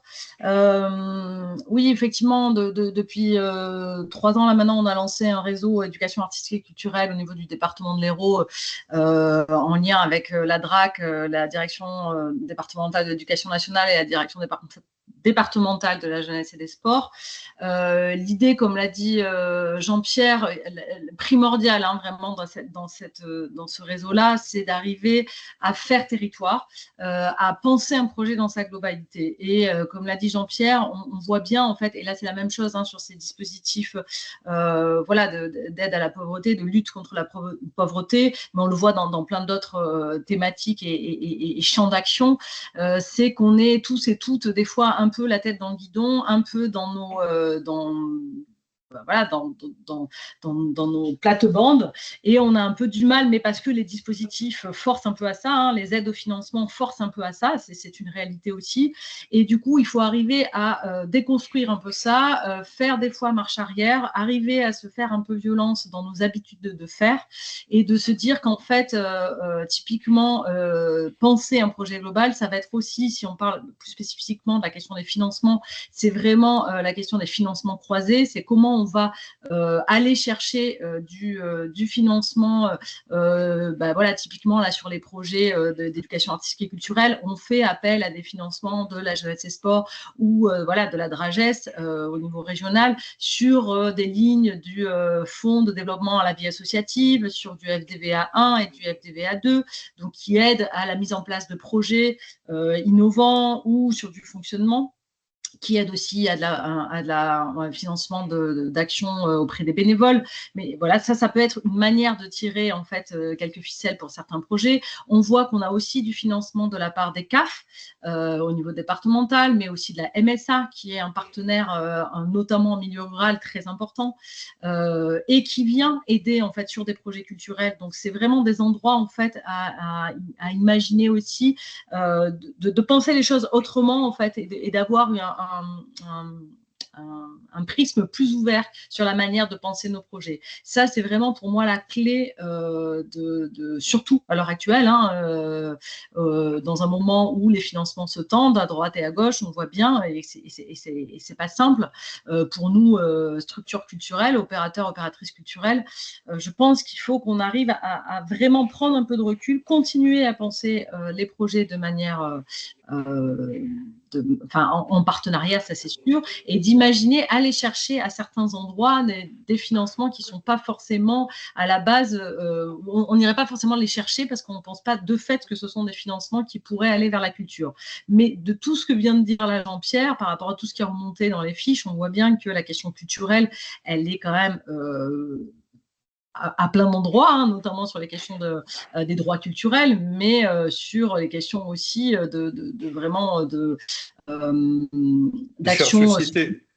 Oui, voilà, faire société ensemble. Donc, si vous voulez, dans cette action globale, de pensée globale, il y a vraiment une action aussi de culture globale, de faire société ensemble, de faire avec, et de répondre aussi à des besoins, encore une fois, dans le territoire, et qui, quand moi je parle en fait, nous on fait là depuis 2 semaines la cantine scolaire, pour nous c'est tout à fait dans la continuité de notre projet culturel. On ne l'enlève pas de notre ADN culturel, c'est tout à fait en lien avec le développement à l'alimentation, ce dont parlait Romain sur notre projet Cuisinons nos racines. Évidemment, tout ça fait culture, tout ça fait société. Et donc, du coup, quand on commence à avoir ce prisme-là, à prendre ce petit recul-là, et c'est ce dont on essaye en fait, d'apporter ça comme expertise et comme savoir auprès voilà, des acteurs, actrices de l'éducation artistique et culturelle, c'est-à-dire d'arriver à faire un pas de côté, que ce soit l'éducation nationale qui est des fois bien enfermée dans ces dispositifs qui effectivement roulent et qui a un accès aux dispositifs culturels peut-être beaucoup plus facile qu'un accueil de loisirs ou qu'une MEX ou qu'un accueil un relais petite enfance ou qu'une crèche. Enfin, voilà, il y a vraiment ces endroits-là d'essayer de faire un pas de recul et de voir le projet d'ensemble, un projet de territoire, comment les publics même si j'aime pas ce terme, captifs et non captifs vont pouvoir se mêler autour d'une envie de faire un projet et un projet de territoire. Et ça, je pense que c'est vraiment la clé. Donc là, on n'a pas le temps, évidemment, en 5 minutes de développer ça, mais d'avoir quand même cette conscience-là, de mettre cette petite graine, en fait, dans la tête de nous, structures culturelles, et de tous les partenaires avec qui on travaille, c'est hyper important. C'est-à-dire que les foyers ruraux sont aussi évidemment des partenaires, les comités des fêtes, les bibliothèques de village, enfin voilà, tous ces acteurs, actrices qui font territoire et qui font vivre le territoire sont évidemment partie prenante d'un projet territoire et d'un projet culturel.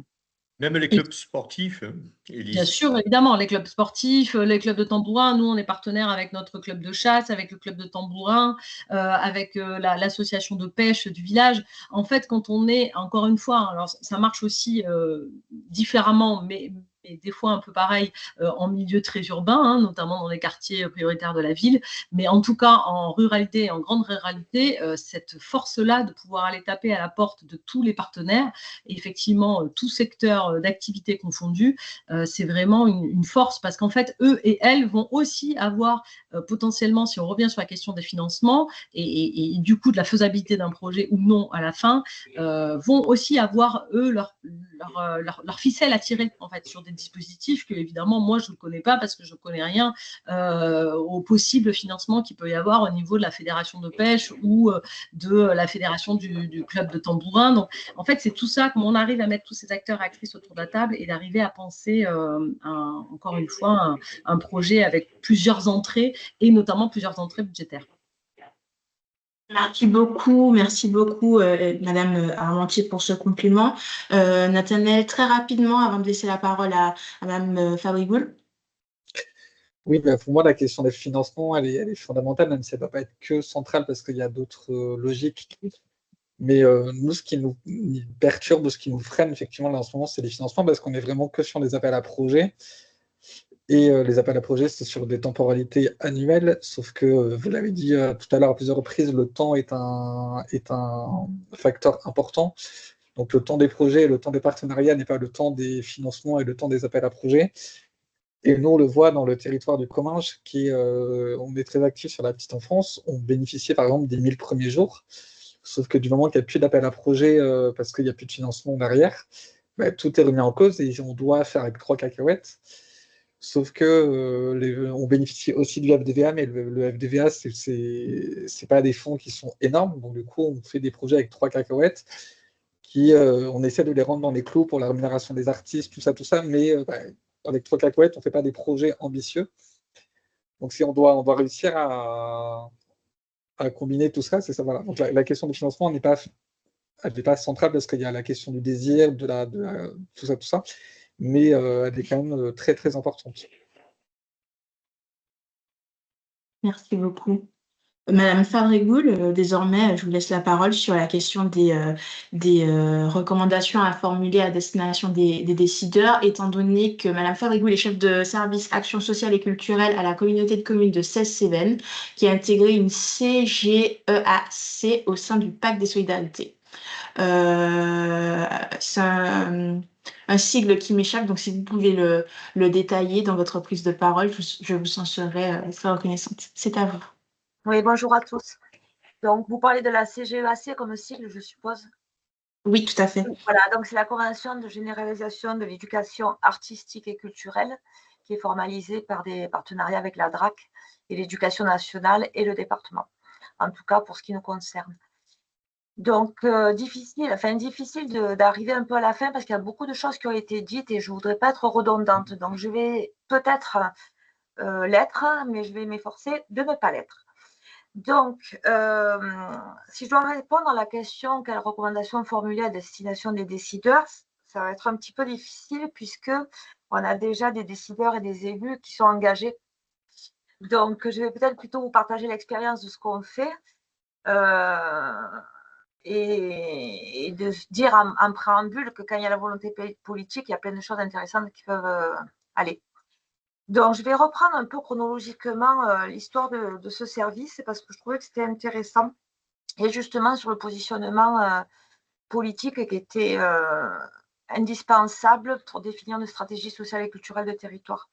Donc, on est, je pense, avec les échanges qu'on a eus, tous d'accord pour dire que la culture est un levier d'insertion sociale, que l'action sociale et l'action culturelle produisent des effets similaires en ce qui concerne l'inclusion sociale, la réduction des inégalités, l'émancipation, le lien social, l'ouverture d'esprit et j'en passe.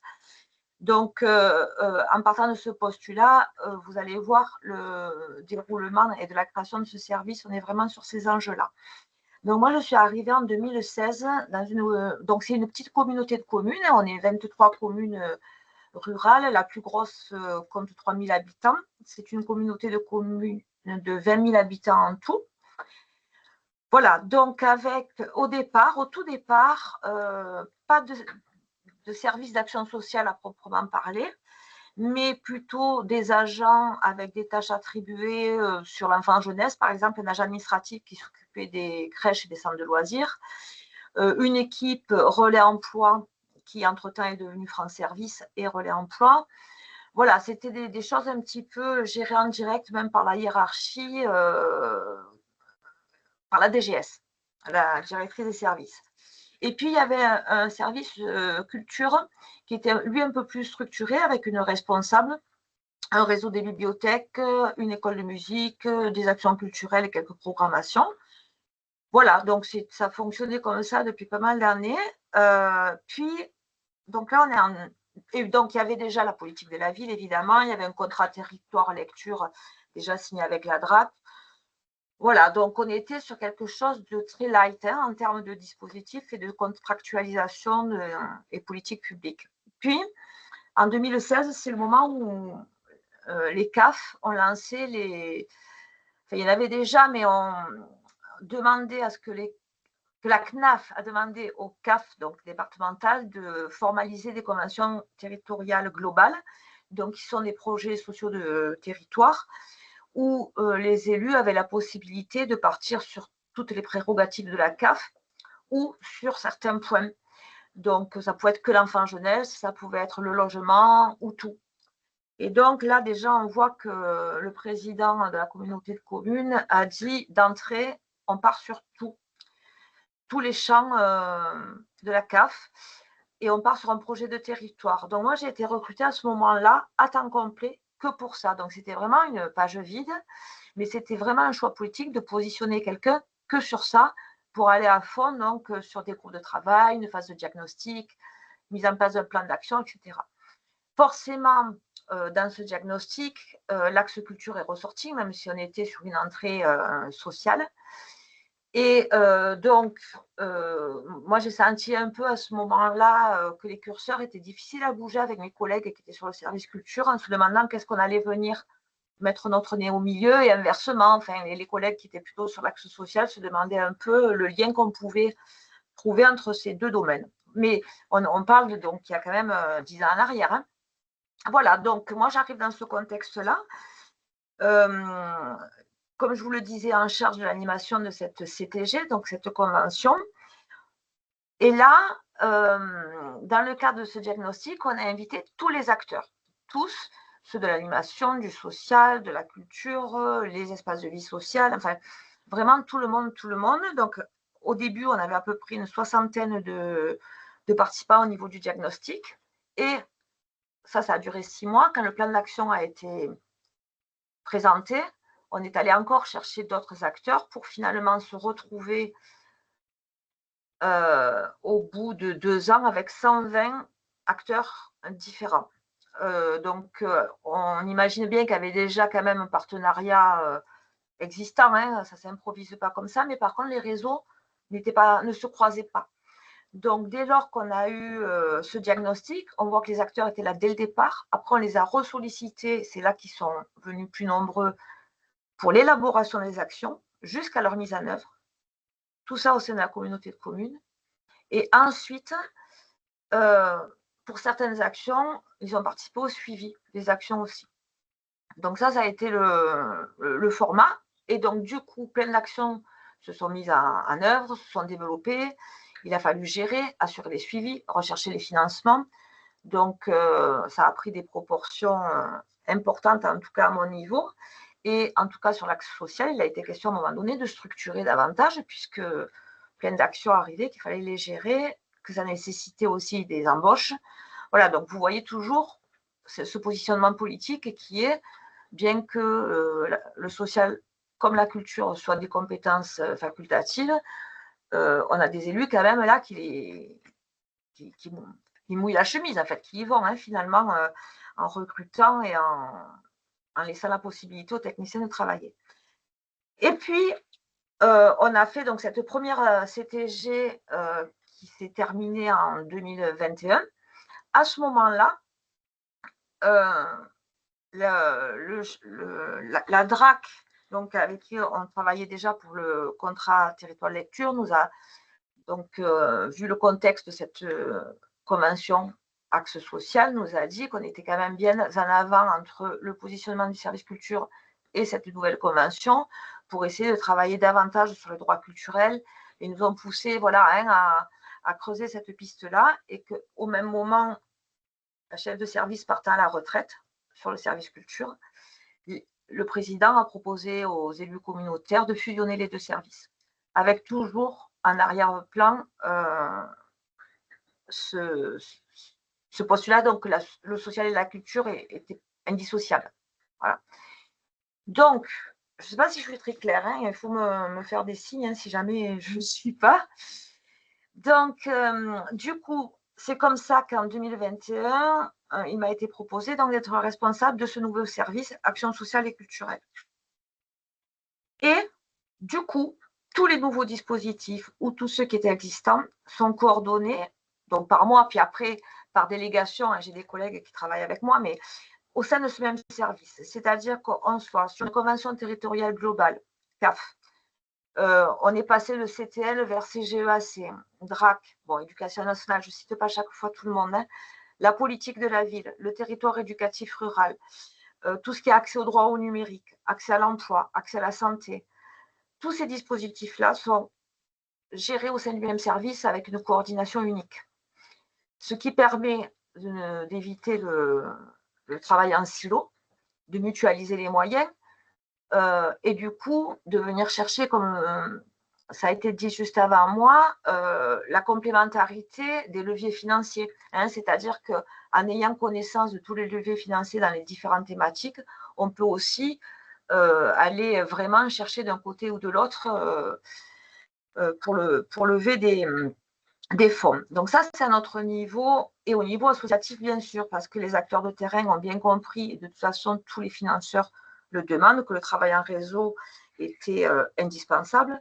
Donc ça veut dire aussi que nous, le soutien financier de la communauté de communes est orienté quasi totalement vers les acteurs de terrain qui participent à ce projet de territoire, qui sont dans les actes du projet de territoire. Ça veut dire qu'un acteur de terrain qui crée des actions complètement à côté ne sera pas forcément soutenu, qu'on autorise tous les acteurs de terrain qui participent au projet d'utiliser les diagnostics et plans d'action pour soutenir leurs demandes de subvention et leurs réponses à appel à projet. Donc, ils ont le droit même de faire du copier-coller du diagnostic de territoire. Et du coup, voilà, ça amène des leviers financiers, mais ça veut dire aussi que le public est touché par tout ce croisement de réseaux.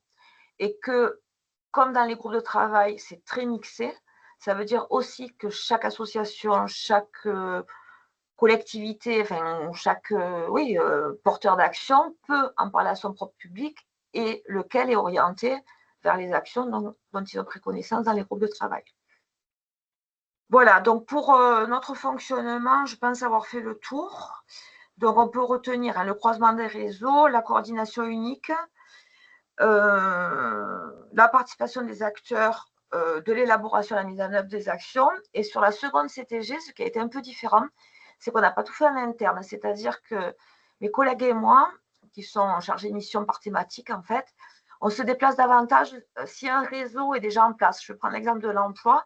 S'il y a déjà des réseaux en place, des réunions qui ont lieu, on ne va pas, nous, en refaire la communauté commune. On se déplace sur ces réseaux-là. Et après, quand on fait le diagnostic ou le bilan de notre activité, on l'inclut. Mais on ne multiplie pas non plus les rencontres. Voilà, donc ça, c'est notre fonctionnement quotidien. Donc, vous imaginez bien que on a tout ce qui suit avec, c'est toute la comitologie qui est nécessaire. Et c'est là que la gymnastique commence, parce que tant qu'on est dans l'animation avec les acteurs de terrain, ça va bien, mais dès qu'on commence à croiser les dispositifs, bon, déjà, le postulat maintenant, il s'éclaircit, c'est que l'échelon intercommunal reste vraisemblablement le plus adapté pour tout ce croisement de réseaux et de contractualisation. Ça, on le voit quasiment partout. Mais la gymnastique, comme je disais, commence quand on commence à croiser la temporalité de tous les partenaires, le soutien financier ou technique selon les partenaires et les attentes des acteurs de terrain sur ce soutien financier ou technique. Bon, il y a souvent des déceptions. On a aussi dans les groupes de travail des techniciens qui ont plus les coups des franges que d'autres. Je pense aux grosses collectivités où il y a vraiment des délégations d'orientation sur les chefs de service qu'on trouve moins dans les toutes petites collectivités ou les mairies, où le contact à l'élu, ou dans les associations, le contact à la présidence est quand même beaucoup plus quotidien. Donc, des fois, on a des décalages entre les attentes, les retours possibles des différentes institutions. Donc là, on voit vraiment que la taille des partenaires, enfin la taille, oui, des partenaires influe. On a aussi des priorités politiques qui peuvent être différentes, donc à nous de les croiser, d'essayer d'arriver à trouver le dénominateur commun et la complémentarité. On se rend compte aussi sur des choses beaucoup plus pratico-pratiques qu'on est obligé de vulgariser le langage. On le voit déjà entre nous là aujourd'hui, où on n'a pas du tout les mêmes sigles, on n'a pas du tout les mêmes références et que ça nécessite à la fois de s'adapter à tous les acteurs, que ce soit ceux du logement, avec ceux de la culture, avec ceux de l'animation. Donc ça demande quand même de la gymnastique et aussi, dès lors qu'on associe des petites associations, des habitants, etc., on doit aussi vulgariser notre langage pour qu'il soit à la hauteur de tout le monde et que tout le monde comprenne et d'autres ne s'ennuient pas. Voilà, donc ça prend avec l'expérience, mais ce n'est pas toujours simple, en tout cas pour animer un groupe de travail. La temporalité, comme je le disais, des différents participants étant très différentes d'un cas à l'autre, on se retrouve avec des conventions sur 5 ans, des appels à projets sur 1 an. Enfin, vraiment, ça, c'est très compliqué. Et on n'a surtout pas de, ça reprend ce que disaient les collègues avant, pas de pot commun, style conférence des financeurs, qui pourrait faciliter grandement la tâche des porteurs de projets ou des collectivités qui pourraient accompagner les porteurs de projets. Voilà, donc ça, c'est un petit peu cette gymnastique-là qui est quand même déjà difficile, mais aussi très chronophage dès lors qu'on doit aller lever des fonds, chercher des projets, enfin voilà. Sur ça, j'alerterai, moi en tout cas. Et ensuite, un autre point moi, qui me semble important, dont on n'a pas beaucoup parlé, enfin, en tout cas, ça a été évident lorsqu'on a entendu parler des espaces de vie sociale, les centres sociaux, avec la participation des habitants, parce que c'est finalement leur culture, leur essence même. Ce n'est pas du tout notre cas sur les collectivités ou d'autres associations. Enfin, vraiment, la participation des habitants, culturellement, en tout cas pour notre territoire, elle n'est pas là. On sait qu'il y a plusieurs niveaux de participation des habitants, de l'information à la coopération. Mais moi, je trouve que là, on a un manque au niveau des collectivités. Et il me semble que le meilleur interlocuteur, celui qui fait relais, qui fait sens sur les territoires, c'est l'espace de vie sociale ou le centre social, qui savent faire, qui de toute façon, de fait, doivent faire. Donc, moi, je trouve que c'est vraiment un interlocuteur sur lequel il faut s'appuyer pour aller chercher cette participation et cette parole des habitants, tout au moins dans un premier temps. Ce qu'on avait imaginé, nous, face à cette absence de conseil citoyen, bon, à part en politique de la ville où c'est obligatoire, mais on n'a pas du tout d'instance citoyenne. Ce qu'on avait imaginé au début, que j'avais proposé pour les groupes de travail, c'était que dès lors qu'un groupe de travail commençait, on faisait par voie de presse et de radio des invitations aux habitants. Donc là, il y a des gens qui étaient déjà très engagés dans le monde associatif qui sont venus, naturellement, comme leur engagement bénévole ailleurs. Et puis, il y en a d'autres qui se sont dit, il y a peut-être du boulot à trouver, il y a des actions qui vont se monter, donc on vient. Donc, vous imaginez qu'on a fait un peu chou blanc sur le public visé, ciblé, en termes d'habitants, puisque ceux qui étaient là étaient déjà avertis, et ceux qui venaient chercher du boulot, ils sont partis puisqu'ils n'en ont pas trouvé. Voilà, donc on a un peu quand même cette question autour de la participation des habitants à creuser à notre niveau. Enfin, moi, je ne suis pas tout à fait satisfaite sur ce point. Et voilà, en gros, comme je vous disais, je pense avoir un peu tout balayé, mais difficile de faire des recommandations, si ce n'est de partager des expériences et de convaincre les élus sur l'utilité sociale de la culture. C'est un peu ce qu'on va faire pour pousser la balle un peu plus loin, c'est que là, on a lancé un bouchon en août là, sur une journée culturelle.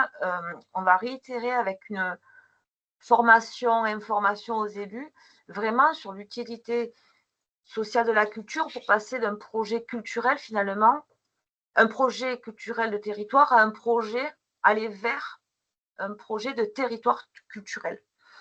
Voilà, donc on voudrait essayer d'aller encore un peu creuser cette question-là, parce que s'il n'y a pas cette adhésion et cette envie des élus de développer le social et la culture, ce sera difficile après de proposer des fonctionnements, par exemple, comme le nôtre, qui a ses limites, mais qui marche bien quand même, quoi.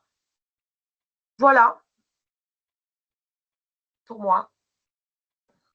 Merci beaucoup, Mme Fabigoul, pour tous ces éléments que vous nous avez apportés. Effectivement, il y a beaucoup de choses qui ont été dites depuis le début de ce webinaire, parce qu'effectivement, comme on a pu le constater, les ruralités sont multiples, pour autant les difficultés, les problématiques sont similaires, se rejoignent, ou en tout cas font écho à ce qui est rencontré sur un territoire ou sur un autre. Effectivement, sur les enjeux culturels, d'accès à la culture, de droits culturels, une impulsion politique est importante, même plus que préalable, à pouvoir lancer quelque chose de généralisé qui mobilise des partenaires sur l'ensemble du territoire. Pour autant, d'autres territoires où on a pu le voir arrivent quand même à mobiliser des moyens, des forces vives sans impulsion politique. Donc, l'intérêt de ce webinaire, c'est de montrer tout ce qui se fait au niveau de la culture, enfin tout ce qui se fait, non, parce que c'est bien sûr, on n'a pas la prétention d'avoir quelque chose d'exhaustif, mais en tout cas de mettre à votre disposition des éléments qui puissent être éclairants sur ce qui existe, ce qui peut être fait et comment le faire. Peut-être, Jean-Pierre, tu veux rajouter quelque chose? Oui, moi, quand Madame Fabre-Goul, quand j'ai eu connaissance du fait que la CGEAC était intégrée au pacte des solidarités avec la CTG, avec le contrat territoire global de la CAF dont vous avez parlé, Madame, ce système de poupée chigogne, je me suis dit, mais comment ils font dans cet assemblage?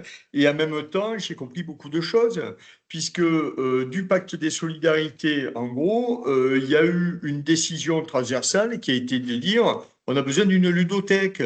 Et la ludothèque, elle correspondait à la fois aux besoins des acteurs culturels, des acteurs sociaux, de ceux de la petite enfance et autres.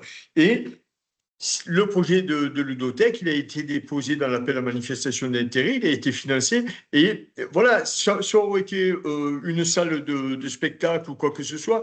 Ce que je trouve d'intéressant, c'est comment on arrive à décider ensemble et à faire des choix, et comment l'élu, à un moment donné, est ouvert aux propositions de ces techniciens, quoi. Mais effectivement, tout part de la volonté de l'élu, quoi. Voilà. Oui, je peux juste préciser quelque chose sur l'authenticité, on parle de milieu rural et moi, s'il y a quand même quelque chose que j'ai défendu bec et ongle, c'est l'authenticité. Vous avez vu comme je parle, je ne suis pas sortie d'un livre, hein, je parle comme ça tout le temps, dans toute la vie. Et que je pense que les acteurs de terrain, ils ont apprécié ça, c'est-à-dire que ce ne soit pas un cabinet d'études qui arrive avec ses gros sabots, avec, je vais être un peu direct, hein, avec des copier-coller de tous les projets de territoire de partout. Et que du coup, il y avait ce côté, alors qui pêche un peu des fois, hein, dans certains cas, le côté un petit peu artisanal finalement, mais qui parle aux gens, qui parle d'en fait ce qu'ils ont dit pendant les groupes de travail, pendant les diagnostics, ils le retrouvent. Et ça, c'est valable pour toutes les thématiques, hein, on parle de la culture. Mais du coup, là, on est vraiment, même dans la rédaction des comptes rendus, dans les choses comme ça, on est vraiment sur qu'est-ce qui s'est dit et c'est pas non plus sorti du contexte avec des belles mises en page, des belles phrases avec des beaux objectifs. Voilà, et c'est assumé en fait. Et je trouve que cette authenticité, alors après sur des grosses collectivités où il y a énormément de partenaires, quand on est à une échelle départementale par exemple, on est obligé d'avoir cette technicité des cabinets d'expertise, d'études. Mais sur nos petits territoires, je pense qu'on se connaît tous et qu'on a vraiment besoin de ne pas se mentir et que les gens qui travaillent à faire le diagnostic, on s'y met tous, mais au moins c'est authentique. Mais là, vous rejoignez la dimension participative que vous évoquiez tout à l'heure. C'est-à-dire comment faire participer les habitants. Il y a de multiples façons, mais en ruralité, plus on va créer du lien social et autour des choix et des décisions, plus ça va rassurer l'élu parce qu'il va se dire, bon, ben, je ne fais pas d'erreur. Effectivement, la population veut bien aller vers ça. Il y a ce travail d'accompagnement et de concertation autour de l'approche participative. C'est peut-être ce qu'il y a de plus compliqué à faire, d'ailleurs. Ouais. Non, ça va. Je pense qu'il faut être nature et puis ça marche. Véritablement l'importance de s'appuyer sur ce qui existe localement, sur les forces vives du territoire, d'une construction commune pour un objectif commun finalement. Oui, et puis moi, je n'oublie jamais que moi, je suis payée pour faire ça correctement et qu'à côté de ça, il y a des associations, des espaces vie sociale qui galèrent, qu'il y a du bénévolat, qu'il y a des choses qu'il faut soutenir et que s'il n'y en a pas cette conscience-là, ben, ouais, il manque quelque chose au bout aussi, quoi. Quand vous parlez des forces vives, elles sont là et vraiment, on a de la chance de les avoir, il ne faut pas les perdre. Donc, je mets dans la boucle dès le départ et quel que soit notre échelon, hein, qu'il soit intercommunal, municipal, national, régional, tous. Il ne faut pas les oublier. Dans ces bonnes paroles, je remercie toutes les personnes qui ont accepté d'intervenir aujourd'hui. On a beaucoup dépassé les créneaux qu'on avait fixés initialement, mais c'est parce que c'est un sujet qui est très riche et qui mérite qu'on prenne le temps de l'aborder, de l'approfondir. Si jamais vous avez des questions, n'hésitez pas à les poser rapidement dans le chat ou à lever la main. Sans quoi, je pense qu'on pourra conclure. Pas de questions? Pas de derniers mots, d'éléments à ajouter. Ah oui, je profite également de l'occasion, Monsieur Félix, on en a parlé rapidement, de tout ce qui se fait dans le cadre du pacte des solidarités au niveau régional. Le 29 octobre prochain se tiendra la conférence régionale du pacte des solidarités sur la thématique de la monoparentalité et de la pauvreté. Voilà, les informations pour s'inscrire sur les différents ateliers sont disponibles sur son LinkedIn, à savoir qu'un atelier sur les enjeux de monoparentalité en ruralité est prévu. Donc voilà, petite information pour les personnes qui pourraient être intéressées. Jean-Pierre, je t'en prie. Oui, peut-être rappeler aussi que ce webinaire, cette réflexion, c'est pour faire remonter des préconisations nationales, hein. Mais ça, je vais te laisser le faire. Moi, simplement, ce que je voulais dire, c'est que évoquer l'accès à la culture contre la pauvreté en milieu rural pour la jeunesse, ça, on l'a vu, hein, ça nécessite de parler aussi de toutes les tranches d'âge. La jeunesse, c'est pas une entité à part du reste, hein. On l'a vu, on a parlé de petite enfance, on a parlé de l'accompagnement, de logique d'accompagnement en milieu rural. La dimension intergénérationnelle est prégnante. Et la question de la jeunesse en milieu rural, c'est vraiment la dimension sociétale, qui doit nous permettre d'accompagner, d'appréhender, de mieux cerner les enjeux et les besoins de la jeunesse pour lutter contre des représentations en matière de culture. La culture, c'est pas fait pour moi. Et pour permettre aux jeunes de se construire en bénéficiant de la ressource et de toutes leurs ressources culturelles et artistiques. J'ai évoqué la vision de certains élus qui ont décidé en milieu rural. En milieu urbain, les jeunes, ils vont vers la culture. Pourquoi? Parce qu'il y a énormément d'offres. Ben, nous, en milieu rural, on va faire la même chose. J'ai évoqué Sudero. Et on va développer de la ressource culturelle. Comme ça, nos jeunes vont pouvoir avoir le choix. Voilà. Merci beaucoup, Jean-Pierre. Voilà, donc merci à toutes et à tous pour votre participation à ce webinaire.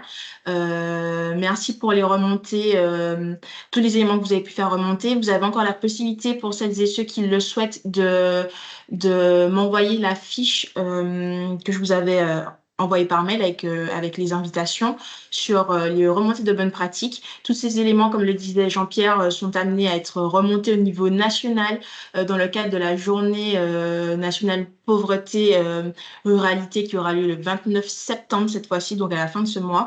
L'enjeu étant de faire remonter tout ce qui est initiative, bonnes pratiques, recommandations au niveau national et tous ces éléments permettront la rédaction d'un livrable par la suite. Donc, merci à toutes et à tous pour votre attention, pour votre temps et je vous souhaite une bonne journée. Au revoir. À bientôt.